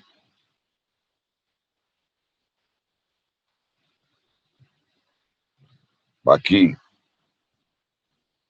एक 2 भाई बीका सुखू अजमतगढ़ जब पहुंचते हैं, अपना कुंवर सिंह ये हलवाई है और ये अपनी मिठाई जो है उसको में फेंक देते कि इनको मीठा पानी पीने को मिलेगा।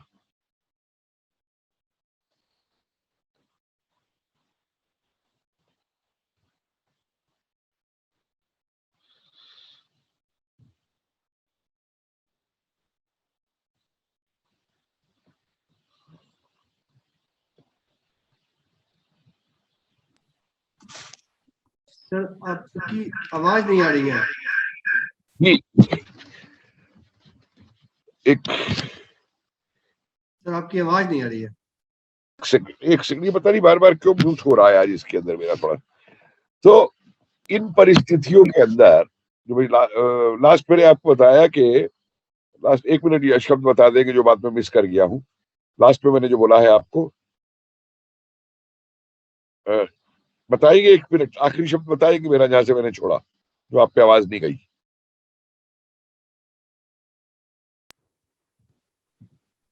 चलिए, अच्छा, 2 भाइयों के बारे में बोल रहे थे।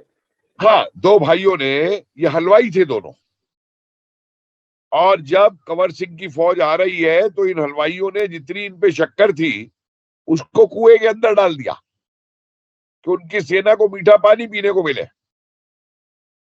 और जैसे ही अंग्रेज वापस आए, इन दोनों भाइयों को जो है अंडमान भेज दिया गया। कितनी किताबों में ये लिखा है कि 70,000 से ऊपर क्रांतिकारी 1857 के, उनको बंधुआ मजदूर बना करके कैरेबियन के देशों में, ट्रिनिडेड तक में, फिजी तक में, वहां तक उनको भेजा गया। गांव के गांव उजाड़ दिए गए, गांव के गांव नक्शे से गायब कर दिए गए जला करके। आज भी मैंने वो पेड़ देखे हैं पश्चिमी उत्तर प्रदेश के गांवों के अंदर, जिन पेड़ों के ऊपर 50 महिलाओं को लटका करके जो है फांसी दी गई थी। फांसी देने के तरीके, पेड़ से रस्सी से लटका के बैलगाड़ी पे खड़ा कर दिया और उसके बाद में बैलगाड़ी नीचे से हटा दी। ये सभ्य जाति है, विश्व की बहुत सभ्य जाति है। और आपको मालूम है 47 के अंदर क्या होता है? मैं हैरान रह गया जब मैंने एक गांधी जी की स्पीच देखी एक प्रार्थना सभा के बाद में, जून 1947 में। अपने भाषण में कहते हैं, मुझसे बार बार ये पूछा जा रहा है कि क्या नेतृत्व बदला जाएगा, आजादी आ रही है। और पता क्या शब्द इस्तेमाल करते हैं? A Cambridge educated hero boy is needed to deal with the British। कि हमें कैम्ब्रिज यूनिवर्सिटी से पढ़ा हुआ हेरो यूनिवर्सिटी का बॉय अंग्रेजों से डील करने को चाहिए। ये उनका वक्तव्य है, जो अपने आप को स्वदेशी का सबसे बड़ा कहते थे, जो गरीब किसान के लिए बात करते थे, जो स्वदेशी और सब कुछ उभार करके करने की बात करते थे, कि उनको भी जो है नेहरू चाहिए था, उनको पटेल नहीं चाहिए, होने से नहीं चाहिए। और अभी समझिए जो मुकुल जी ने कहा शुरू में इस बात का, जो सब क्या बात है जो खुदीराम बोस को इतनी युवा अवस्था में क्रांतिकारी बना देती है। क्या वजह है कि करतार सिंह सराबा एक क्रांति बन जाता है। उधम सिंह, किसी भी इतिहास की किताब में आज तक जो है गदर पार्टी का पूरा इतिहास नहीं लिखा गया। किसी ने पढ़ा कि 1915 में सितंबर में 5th सिख इन्फेंट्री ने सिंगापुर में बगावत करके 4 दिन तक अंग्रेजों की हुकूमत सिंगापुर में खत्म कर दी थी और पूरे सिंगापुर को कब्जा लिया था। और उसके बाद वहां पे 450 से ऊपर उन सिपाहियों को दीवार के साथ खड़ा करके गोली से उड़ा दिया गया था। उस नरसंहार की कोई चिंता कोई जिक्र नहीं होगा। नवंबर 45 में नवंबर में जो कलकत्ता में नरसंहार होता है, जब युवा आजाद हिंद फौज के मुकदमों के खिलाफ उठ करके खड़ा होता है, उसका कहीं भी जिक्र इतिहास की किताब में नहीं किया जाएगा। वो जो मुस्लिम लीग का सेक्रेटरी वहां कहता है कलकत्ता के अंदर कि हम तो कैसे विरोध, आईएनए का साथ हम कैसे दे दे, अगर सुभाष की आईएनए हिंदुस्तान में आ जाती तो हमारे पाकिस्तान की डिमांड का क्या होता। ये सेक्युलर लोग इन बातों को नहीं लिखेंगे। वहीं पे हिंदू महासभा का जनरल सेक्रेटरी ये कह रहा है कि आजाद हिंद फौज के इन सैनिकों को छू ही मत देना। ये वीर सावरकर के कहने पे आजाद हिंद फौज में गए थे। और मैंने ऐसे ऐसे तथ्य निकाल के अभी दिए हैं कि लेफ्टिस्टों की हालत खराब हो गई है जवाब देते हैं। सावरकर जी पे ही दिए। सावरकर जी और बोस का मीटिंग हुई थी, फोटो है दोनों का, ये सबको मालूम है। फिर मीटिंग में क्या हुआ था ये नहीं मालूम। आप में से कितनों को ये बात मालूम है कि जब काबुल से नेताजी चले रूस के लिए, जर्मनी के लिए, तो एक पत्र उन्होंने दिया था जिसे काबुल थीसिस कहते हैं, और उसमें करीबन प्रोग्राम ऑफ एक्शन की 30 चीजें थी। और एक चीज उसमें ये भी थी कि जो अंग्रेज नई सेना बना रहे हैं विश्व युद्ध के लिए, इसमें अपने विश्वस्त युवाओं को भेजो जो हमारा कार्य करते रहेंगे और मौका आने पे जो हमारा साथ देंगे। और आजाद फौज क्या थी? या तो प्रवासी भारतीय थे, और या वो लोग थे जो अंग्रेजी सेना से पलट करके इधर सेना के अंदर आए। तो ये परेशान हो गए। ऐसी ऐसी बेवकूफी की बातें करते हैं इनके लोग। नेहरू 13 बार जेल गए थे। एक दिन एक लड़के, एक प्रवक्ता इनके मेरे टीवी में कहा, भाई साहब मुझे एक बात बताइए, कितनी बार नेहरू को जेल में कोड़े पड़े, या उल्टा लटकाया गया, या चक्की चलानी पड़ी, या कोनू पीसना पड़ा, जो वीर सावरकर ने पता नहीं कितने सालों तक अंडमान के अंदर किया। और तुम्हारे नेहरू को तो कुक भी जो है वो अंग्रेज दे देते थे कि रोटी बनाने वाला अगर तुम्हें पसंद नहीं है तो वो भी बदल दिया जाता था।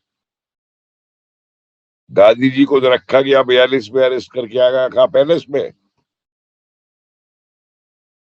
और जयप्रकाश नारायण की गिरफ्तारी के बाद उन्हें डाला गया लाहौर की जेल में, लाहौर किले की जेल में। 23 दिन तक उनको सोने नहीं दिया गया था। इनका किसी का एक का टॉर्चर दिखा दो भाई तुम, तो तुम कहते हो बड़ी कुर्बानियां दी इन्होंने, बड़ा वो सब किया।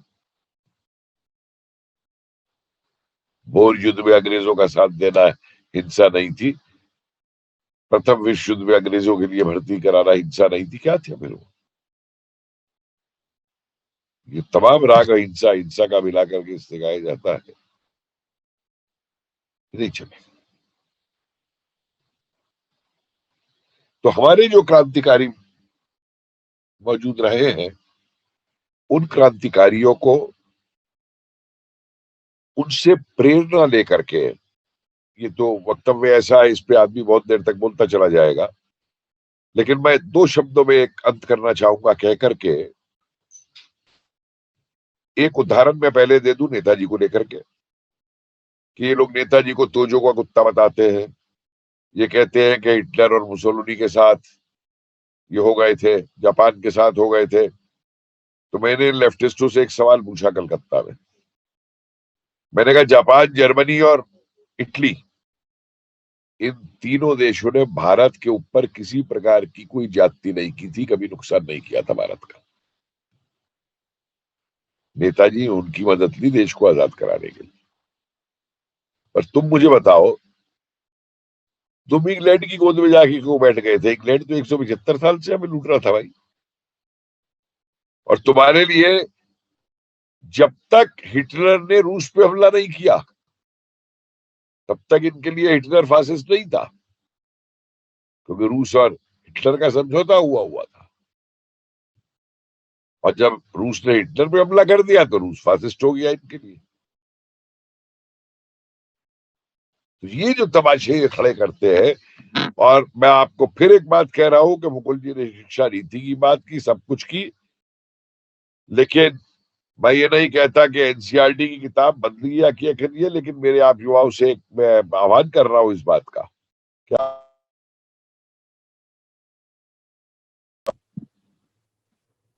जितनी जल्दी हो सके हमको ऐतिहासिक वास्तविकताओं को बताते हुए पुस्तकें और वीडियो लाने होंगे आज के युवा के। खाली ये कह देने से साहब अकबर को महान कहा जा कहते हैं ये और महाराणा प्रताप को भी महान कहा जाना चाहिए, बात नहीं बनेगी। हमें इनके मुंह पे चाटा मारना होगा कि तुम उस अकबर को महान कह रहे हो जिस अकबर ने चित्तौड़गढ़ में 40,000 हिंदुओं का कत्लेआम किया था, और हम उस महाराणा प्रताप को महान कह रहे हैं जो महाराणा प्रताप अपनी आजादी के लिए लड़ा था और जिसने अपना सिर नहीं झुकाया। ये बितक बितक करते फिरते द्वारका को और ये सब नहीं चलेगा। अब जवाब देना होगा, और ये जवाब मैं आपको एक बात बता दूं, खाली जबान से नहीं दिया जाएगा। आपको इसके लिए शोध करनी होगी, इसके लिए आगे आना होगा एक साइंटिफिक तरीके से, नहीं तो ये एकेडमिक आतंकवाद जो है ये हमको खाता चला जाएगा। और ये एकेडमिक आतंकवाद जो है ये बंदूक के आतंकवाद से ज्यादा खतरनाक है। आज तो कई रूप ले रहा है आतंकवाद। तो हमें भी इसका जवाब खड़े होकर के तर्क से देना होगा, वो होगा, लेकिन अपने को इतना मजबूत बनाना है। एक चैनल पे अभी मैं बात कर रहा था, न्यूज नेशन पे कुछ दिन पहले, वो कश्मीरी था कोई साथ में, तो मैंने कहा भाई तुम लोगों ने नेशनलिस्ट डिस्कोर्स को खत्म कर दिया। कश्मीर में मुनव्वर शेरवानी जैसे लोगों को, जिन्होंने 2 दिन अकेले जो है अंग्रेजी फौज को रोके रखा था, इनको पाकिस्तानियों की फौज को, और जब पाकिस्तानियों को पता लगा तो उसके लड़के के टुकड़े टुकड़े काट दिए थे। तो हमसे बोला, प्रोफेसर एक बात सुन ले, पहले हर कश्मीरी मुसलमान है। वो अल्लाह अकबर बोलने लगा अपना, तो मैंने भी हर हर महादेव के 3 नारे लगाए, लाइव जा रहा प्रोग्राम टीवी पे। मैंने कहा तेरे पास मेरा जवाब ये 15वीं शताब्दी रही है, 13वीं शताब्दी रही है कि तुम कुछ भी बकवास करोगे और हम सह लेंगे। अगर रह रहा है चुपचाप आराम से रहने का रहो, अगर कुछ चाहिए तो बता। लेकिन जब तक इनको हम ये नहीं बताएंगे कि राष्ट्रवाद, इनको कोई कौन समझाए कि जब ये हज पे भी जाते हैं तो वहां भी जो इनकी एंट्री होती है वो इंडियन मुस्लिम के तौर पे होती है, खाली मुस्लिम के तौर पे नहीं होती, इंडियन पासपोर्ट पे ही जाते हैं। और हर किसी के लिए मैं तो बार बार कहता हूँ, ये जो अरुंधति रॉय और ये बरखा दत्त के खिलाफ बोलती रहती है, भाई इन पे एक्शन क्यों नहीं होता? क्यों नहीं हमारी सरकार पासपोर्ट के अंदर ये प्रावधान बना सकती है कि जिस किसी देश में जाने के लिए जिस कार्य के लिए वीजा दिया जा रहा है वो जाके वही कार्य करेगा, और अगर उस वीजा के अलावा कोई और देश हरकत करता है तो उसका पासपोर्ट कैंसिल कर दिया जाए। तो इन चीजों का बहुत सीरियसली लेना पड़ेगा। और इतना और याद रखिए कि जतिन दास जैसे व्यक्ति ने, जिसने 63 दिन की भूख हड़ताल के ऊपर लाहौर की जेल में अपनी जान दी थी,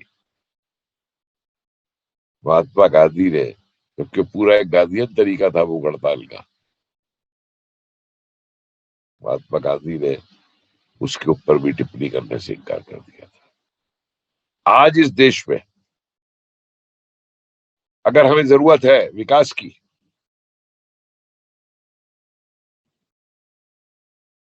तो ये मत भूलिए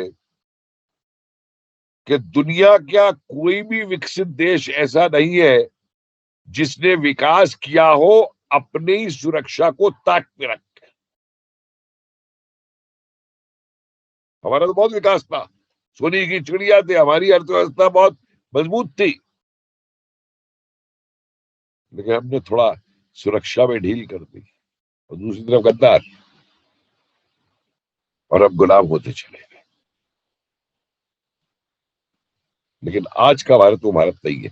आज के भारत को, अगर आपको गांधी जी के चरखे की बात आप करते हैं तो आपको कृष्ण के सुदर्शन चक्र की भी बात करनी पड़ेगी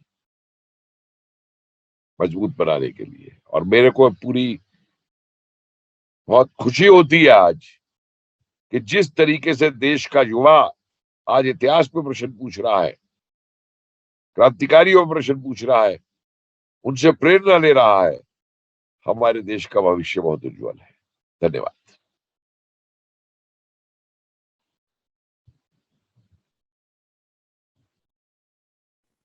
बहुत बहुत धन्यवाद माननीय प्रोफेसर कपिल कुमार सर। आपने जितने साफ गोई से, सच्चे मन से और शब्दों की जो प्रखरता के साथ युवाओं में जोश भरने का काम किया है, मार्गदर्शन करने का काम किया, उसके लिए बहुत बहुत धन्यवाद।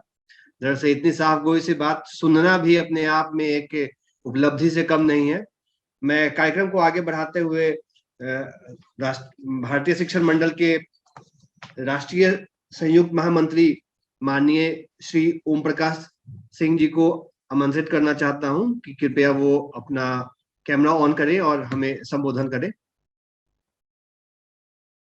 माननीय श्री ओम प्रकाश सिंह जी।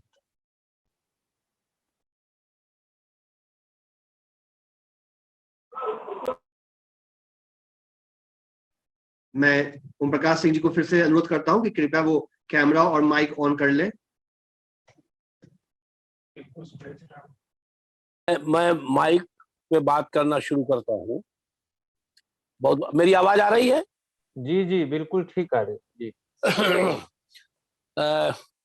भारतीय शिक्षण मंडल दक्षिण बिहार के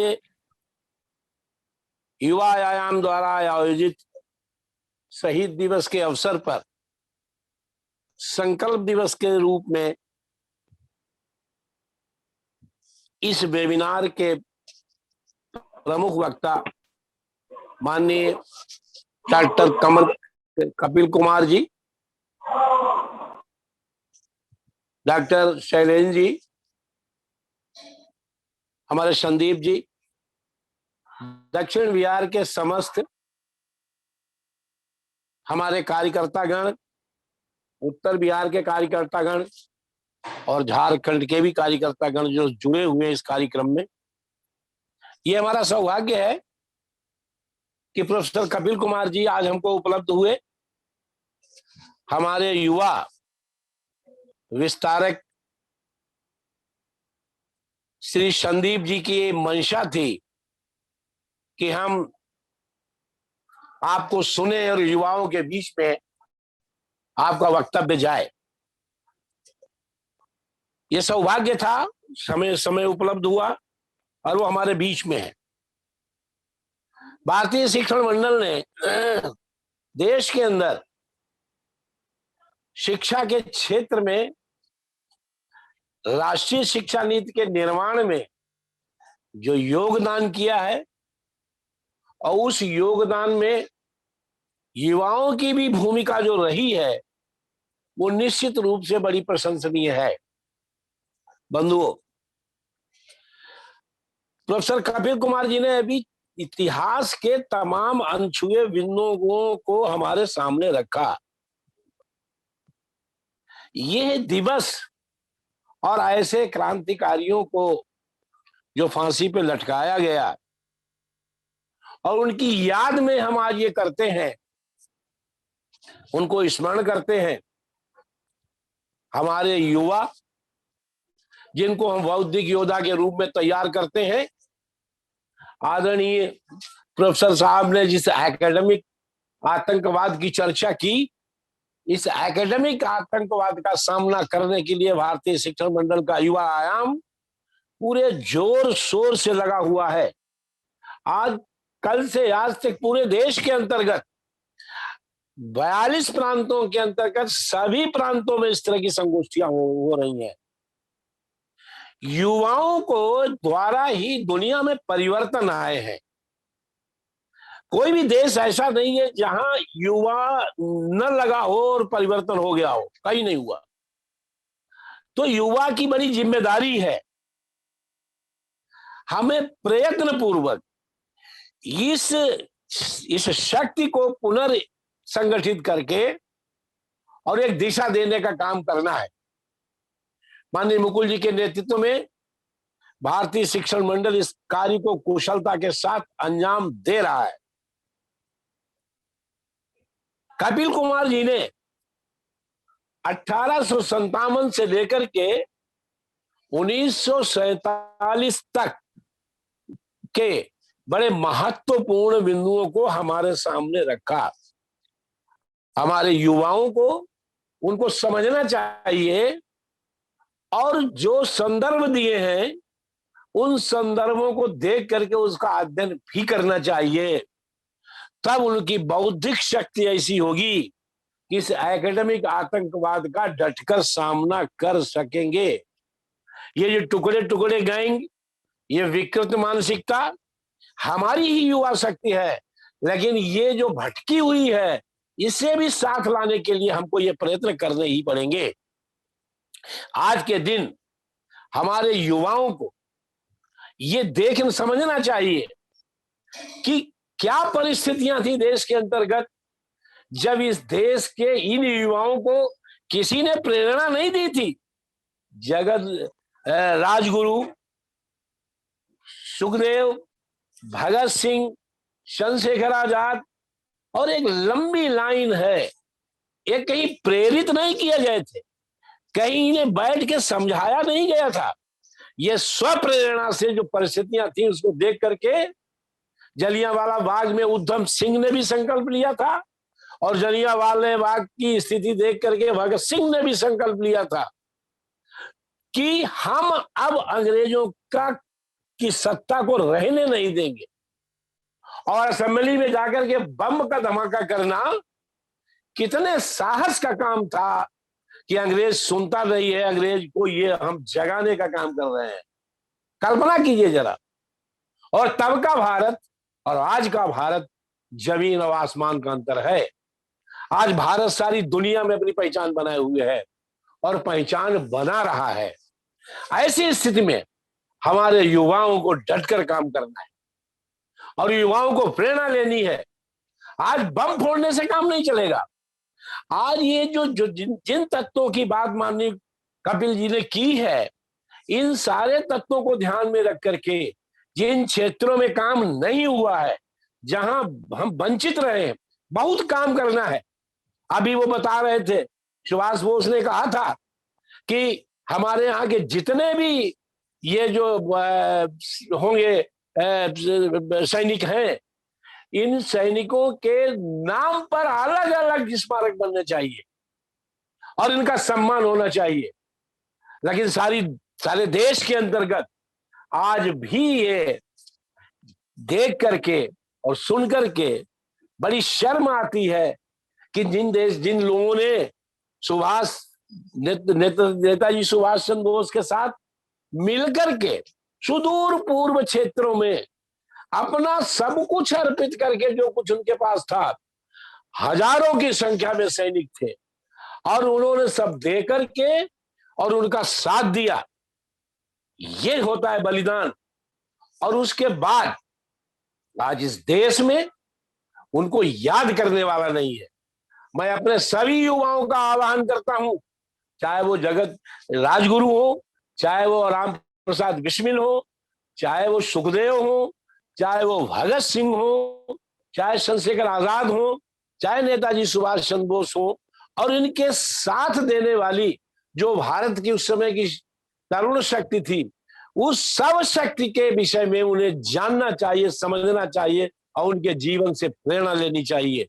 इसलिए ये आज भारत को आजाद नहीं होना है, आज भारत को दुनिया के अंतर्गत एक शक्तिशाली राष्ट्र बनकर के खड़ा होना है।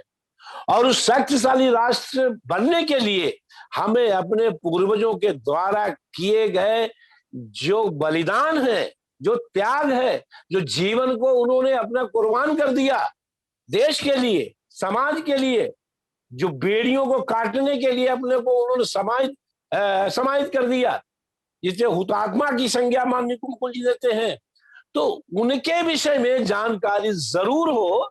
और जानकारी ही नहीं, आज के दिन हमें उनकी इन बातों को सुन करके, उनके इस वीरता के जो संस्मरण है उनको सुन करके, उसको याद करके संकल्प लेना चाहिए कि नहीं, आज जो जरूरत है हम उसी तरह से खड़े होकर के इस देश को महान राष्ट्र के रूप में स्थापित करेंगे।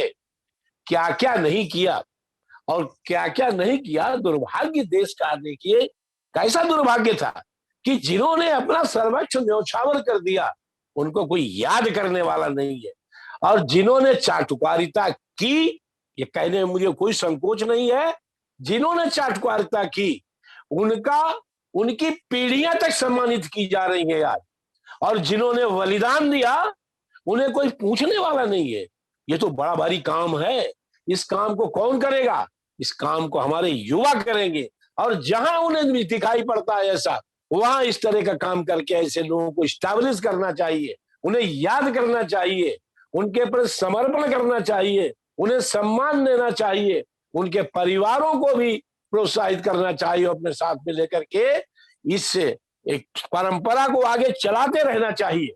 और जिस पाठ्यक्रम आदि के विषय में कुछ महत्वपूर्ण बिंदु चिन्हित किए हैं, इशारा किया है माननीय कपिल जी ने, मैं उस बात से पूरी तरह से सहमत हूं। आज नहीं तो फिर कब, क्यों नहीं हो रहा है, इसे होना चाहिए। और ये जिनकी चर्चा है, ये बातें, ये बहुत सूक्ष्म बिंदु हैं जो प्रेरणा के स्रोत हैं, प्रेरणा की एक बड़ी प्रबल धारा है। इसको पाठ्यक्रम में ला करके और हमारे युवाओं के मस्तिष्क में स्थान देना चाहिए कि नहीं, ये थे हमारे पूर्वज और आज हम हैं। जिस श्रृंखला को उन्होंने वहां से शुरू किया था अपना बलिदान दे करके, आज हम अपना पूरा का पूरा उनके प्रति समर्पण करते हुए, सम्मान देते हुए इस परंपरा को आगे ले जाएंगे। और देश को, जैसे ब्रिटिश पीरियड में नेताजी सुभाष ने अकेले देश से निकल करके, क्या गजब की बात थी, जरा कल्पना करके देखिए और सोचिए, विचार कीजिए। देश का नेतृत्व, देश के जो मान्य लोग थे, लीडरशिप, उन्होंने साथ देना बंद कर दिया और फिर अकेले निकल करके और सारी दुनिया में जा करके और घूम करके और विदेशों में एक सेना को खड़ा करना और फिर अंग्रेजों के खिलाफ लड़ना, और लड़ते लड़ते जापान का परास्त हो जाना। और उसके बाद जब वो जा रहे थे प्लेन में बैठने के लिए, उस समय तक भी वो व्यक्तित्व कहता था कि नहीं, देश आजाद होगा और हताश होने की जरूरत नहीं है, मैं जा रहा हूं, मैं आगे संदेश दूंगा कि कैसे करना है, क्या करना है। आप अपनी अपनी जगह पर सब ठीक से रहें और अपना जो है वो करके इस समय कहीं न कहीं अपने को समाहित करें। इस तरह के संदेश था कि नहीं, या देश तो आजाद होना ही है और लड़ाई ये खत्म नहीं हुई है, ये स्थगित हुई है। जबकि चंद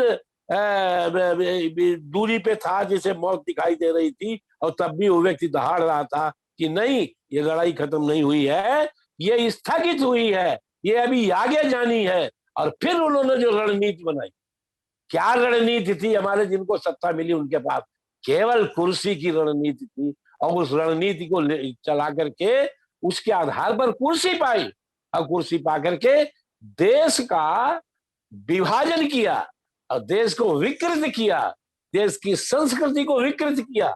महान परंपरा वाला देश जिसको कहां लाके खड़ा कर दिया कि यहाँ हमारा जैसे कुछ है ही नहीं, हमारा कुछ अच्छा हमारे पास है ही नहीं। हम भिखारियों की तरह से पश्चिम की ओर देखते हैं कि नहीं, जो कुछ अच्छा है जो पश्चिम में है, जो कुछ रहन सहन, उठना बैठना, सब वहां का अच्छा है। हमारे युवाओं के अंदर ऐसी धारणा बनी है। हम अपने भारतीय शिक्षण मंडल के युवा आयाम के सभी युवाओं से इस बात का आग्रह करते हैं, आह्वान करते हैं, इन सारी चीजों को खत्म करने के लिए उन्हें इकट्ठा होना पड़ेगा। और इस तरह से देश के जो हमारे शहीद हुए हैं, देश के जो क्रांतिकारी थे, उनको सम्मान देने के लिए अपने गांव, नगर, आसपास जहां कहीं भी है, वहां जहां कहीं भी हो, उन्हें हमेशा याद करें और उनकी बातों को, हमारे छोटे भाई हैं उनको बताएं, उनको सिखाएं, इतनी इतनी तैयारी आप करें, और उसके बाद अगर एक्टिव रूप से, क्रियात्मक रूप से उनके लिए कुछ कर सकते हैं समाज के अंतर्गत, वो भी करें। और ये अभियान इस देश में चल रहा है और हमारा युवा आयाम इस आयाम को आगे ले जाएगा, ऐसा मेरा विश्वास है कि बड़े ही उत्साह के साथ सारे देश के अंतर्गत जो हमारी युवा टीम बनी हुई है, उसने पूरे देश में ये कार्यक्रम शुरू किया है।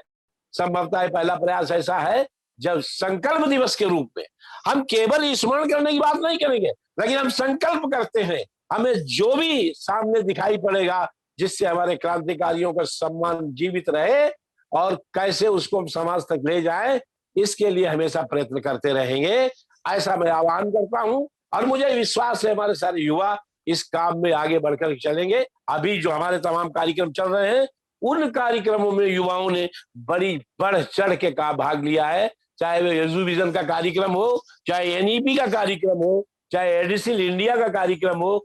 इस बीच में भारतीय शिक्षण मंडल का जो युवा आयाम है वो बहुत ही ऐतिहासिक कदम रख रहा है और ऐसे ही रखना चाहिए, ऐसा मेरा सोचना है।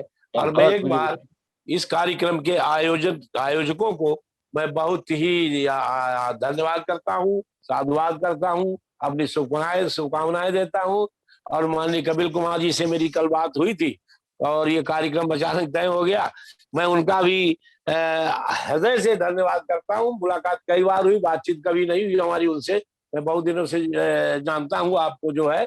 और मैंने भी इसी क्रम में जो बातें मैंने भी आह्वान किया है, उसी क्रम में कल मैंने चर्चा की थी कि स्मृति स्थल मैंने भी बनाया है, जिसमें उत्तर प्रदेश के सारे स्वतंत्रता संग्राम आजादी सेनानियों का मैंने स्मारक बनाया है। और मैं भी चीजों को कलेक्ट कर रहा हूँ कि कैसे उसको, हमारा व्यक्तिगत प्रयास है, अपना एक छोटी सी ट्रस्ट हमने भी बनाई है, लेकिन ये जरूर है, ये होना चाहिए, लोग जाने और श्रद्धा के साथ लोग उसको देखते। मैंने गांव में गैर पढ़े लिखे लोगों को देखा है, लेकिन वो नेताजी को तो वो खूब जानते, कोई ऐसा नहीं जानता हो, पर नेताजी को बताने वाले तो हम हैं।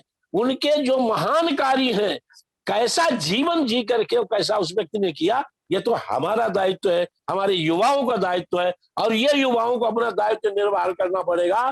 भारतीय शिक्षण मंडल यौद्धिक योद्धा के रूप में उनको तैयार करके, और माननीय कपिल जी ने जो बात बताया कि जो एकेडमिक आतंकवाद है उसको जड़ से खत्म करेंगे, ऐसे युवा हमारे बीच में तैयार होने लगे हैं। और उनको भी आश्वासन देते हैं कि इस कार्यक्रम में हम सब जुट करके नए कीर्तिमान बनाएंगे और हमारे युवा देश के सच्चे राष्ट्रभक्त होकर के देश की सेवा करेंगे और अपने जीवन का एक अच्छा लक्ष्य बना करके भारत माता की सेवा करेंगे। इन्हीं शब्दों के साथ एक बार पुनः मैं सबका हार्दिक धन्यवाद करता हूँ, साधुवाद करता हूँ और माननीय कपिल जी का आभार व्यक्त करता हूँ। धन्यवाद।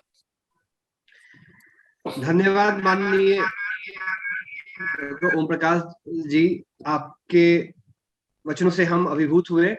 कार्यक्रम अब अपने आखिरी पड़ाव में पहुंच गई है, जहां पर डॉक्टर शैलेंद्र कुमार जी को मैं आमंत्रित करूंगा कि वो आए और धन्यवाद ज्ञापन स्वरूप अपने वक्तव्य रखें। धन्यवाद। हाँ, एक हमारा झारखंड का भी चल रहा है कार्यक्रम 7:30 बजे से 7:15 से। समय को ध्यान में रखते हुए और जिस उत्साह के साथ हमारे युवा इस कार्यक्रम से जुड़े रहे, सबसे पहले उन युवाओं का हृदय से कोटि कोटि धन्यवाद। इस अल्पकालिक सूचना के साथ आप हमारे साथ सन्नद्ध हुए और इस संकल्प के साथ आप हमसे विदा लेंगे कि जब जब भी इस प्रकार के कोई भी भविष्य में कार्यक्रम किए जाए तो आपकी भागीदारी सुनिश्चित है। इसके लिए मैं अपने सभी युवा साथियों का, पूरे देश भर से आए युवा साथियों का धन्यवाद ज्ञापित करता हूँ। महान व्याख्याता और भारतीय इतिहास और भारतीय राष्ट्रवाद की सीधी समझ, सबल समझ के साथ प्रोफेसर कपिल कुमार जी, हमारे इस संक्षिप्त अनुरोध पे आपने अपना जो बहुमूल्य समय दिया, आपके लिए कोटि कोटि धन्यवाद। हमारे पालक अधिकारी माननीय ओम प्रकाश जी हमेशा हम सबका मार्गदर्शन करने के लिए आगे रहते, आज इस कार्यक्रम में आए, आपका हार्दिक धन्यवाद। हमारे प्रांत विस्तारक माननीय संदीप सनक्की जी, जिनके एकमात्र प्रयास से मैं कहना चाहूंगा कि ये चारे चेहरे जो हमारे दिखते हैं लेकिन इस कार्यक्रम के असली सूत्रधार के रूप में जो रहे, मैं उनका धन्यवाद करता हूं और वो स्वीकार करें इसको, ये हार्दिक धन्यवाद है उनके लिए। हमारे प्रांत संयोजक राकेश रंजन जी ने बड़ी तत्परता से इस कार्यक्रम को संपादित किया। बहुत सधे ढंग से ये लगे रहे, लगातार हम सबके संपर्क में बनकर कोऑर्डिनेट करके।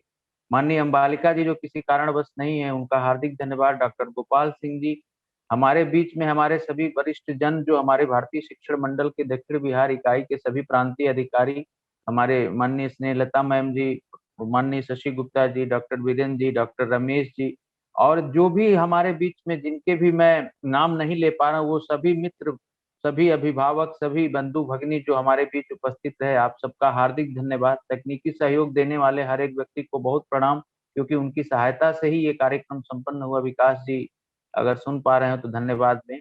और मैं आप सबका बहुत बहुत आभार प्रकट करता हूँ, और ईश्वर करें कि हमारे राष्ट्र को ऐसी प्रेरणा देने वाले मार्गदर्शक और ऐसे युवा मिलते रहें, ताकि भारत माता का गौरव हमेशा बना रहे। भारतीय शिक्षण मंडल इसी भविष्य की कामना करता है। धन्यवाद, सादर प्रणाम। मैं शांति मंत्र के लिए अंबालिका आर्या जी अगर जुड़ी हैं दोबारा से तो मैं उन्हें बोलूंगा, अन्यथा मैं अनुरोध करूंगा संदीप जी से कि वो शांति मंत्र उच्चारण करें। जुड़ी नहीं है, इंटरनेट का इशू हो गया उनको। ठीक है, मैं ही ले लेता हूँ। सभी लोग रीड किए, अपने रूम सीधा करें। जीवने यावदादानं स्यात् प्रदानं ततोऽधिकम् इत्येषा प्रार्थना अस्माकं भगवन् परिपूरतां। सर्वे भवन्तु सुखिनः, सर्वे सन्तु निरामया, सर्वे भद्राणि पश्यन्तु, मा कश्चित् दुःखभाग् भवेत्। ओम शांति शांति शांति। धन्यवाद। प्रोग्राम के अध्यक्ष के परमिशन के साथ मैं इस प्रोग्राम को समाप्ति की घोषणा करता हूँ। धन्यवाद। माननीय कपिल जी को बहुत बहुत प्रणाम, धन्यवाद। बहुत अच्छा उद्बोधन रहा, बहुत प्रेरक उद्बोधन रहा।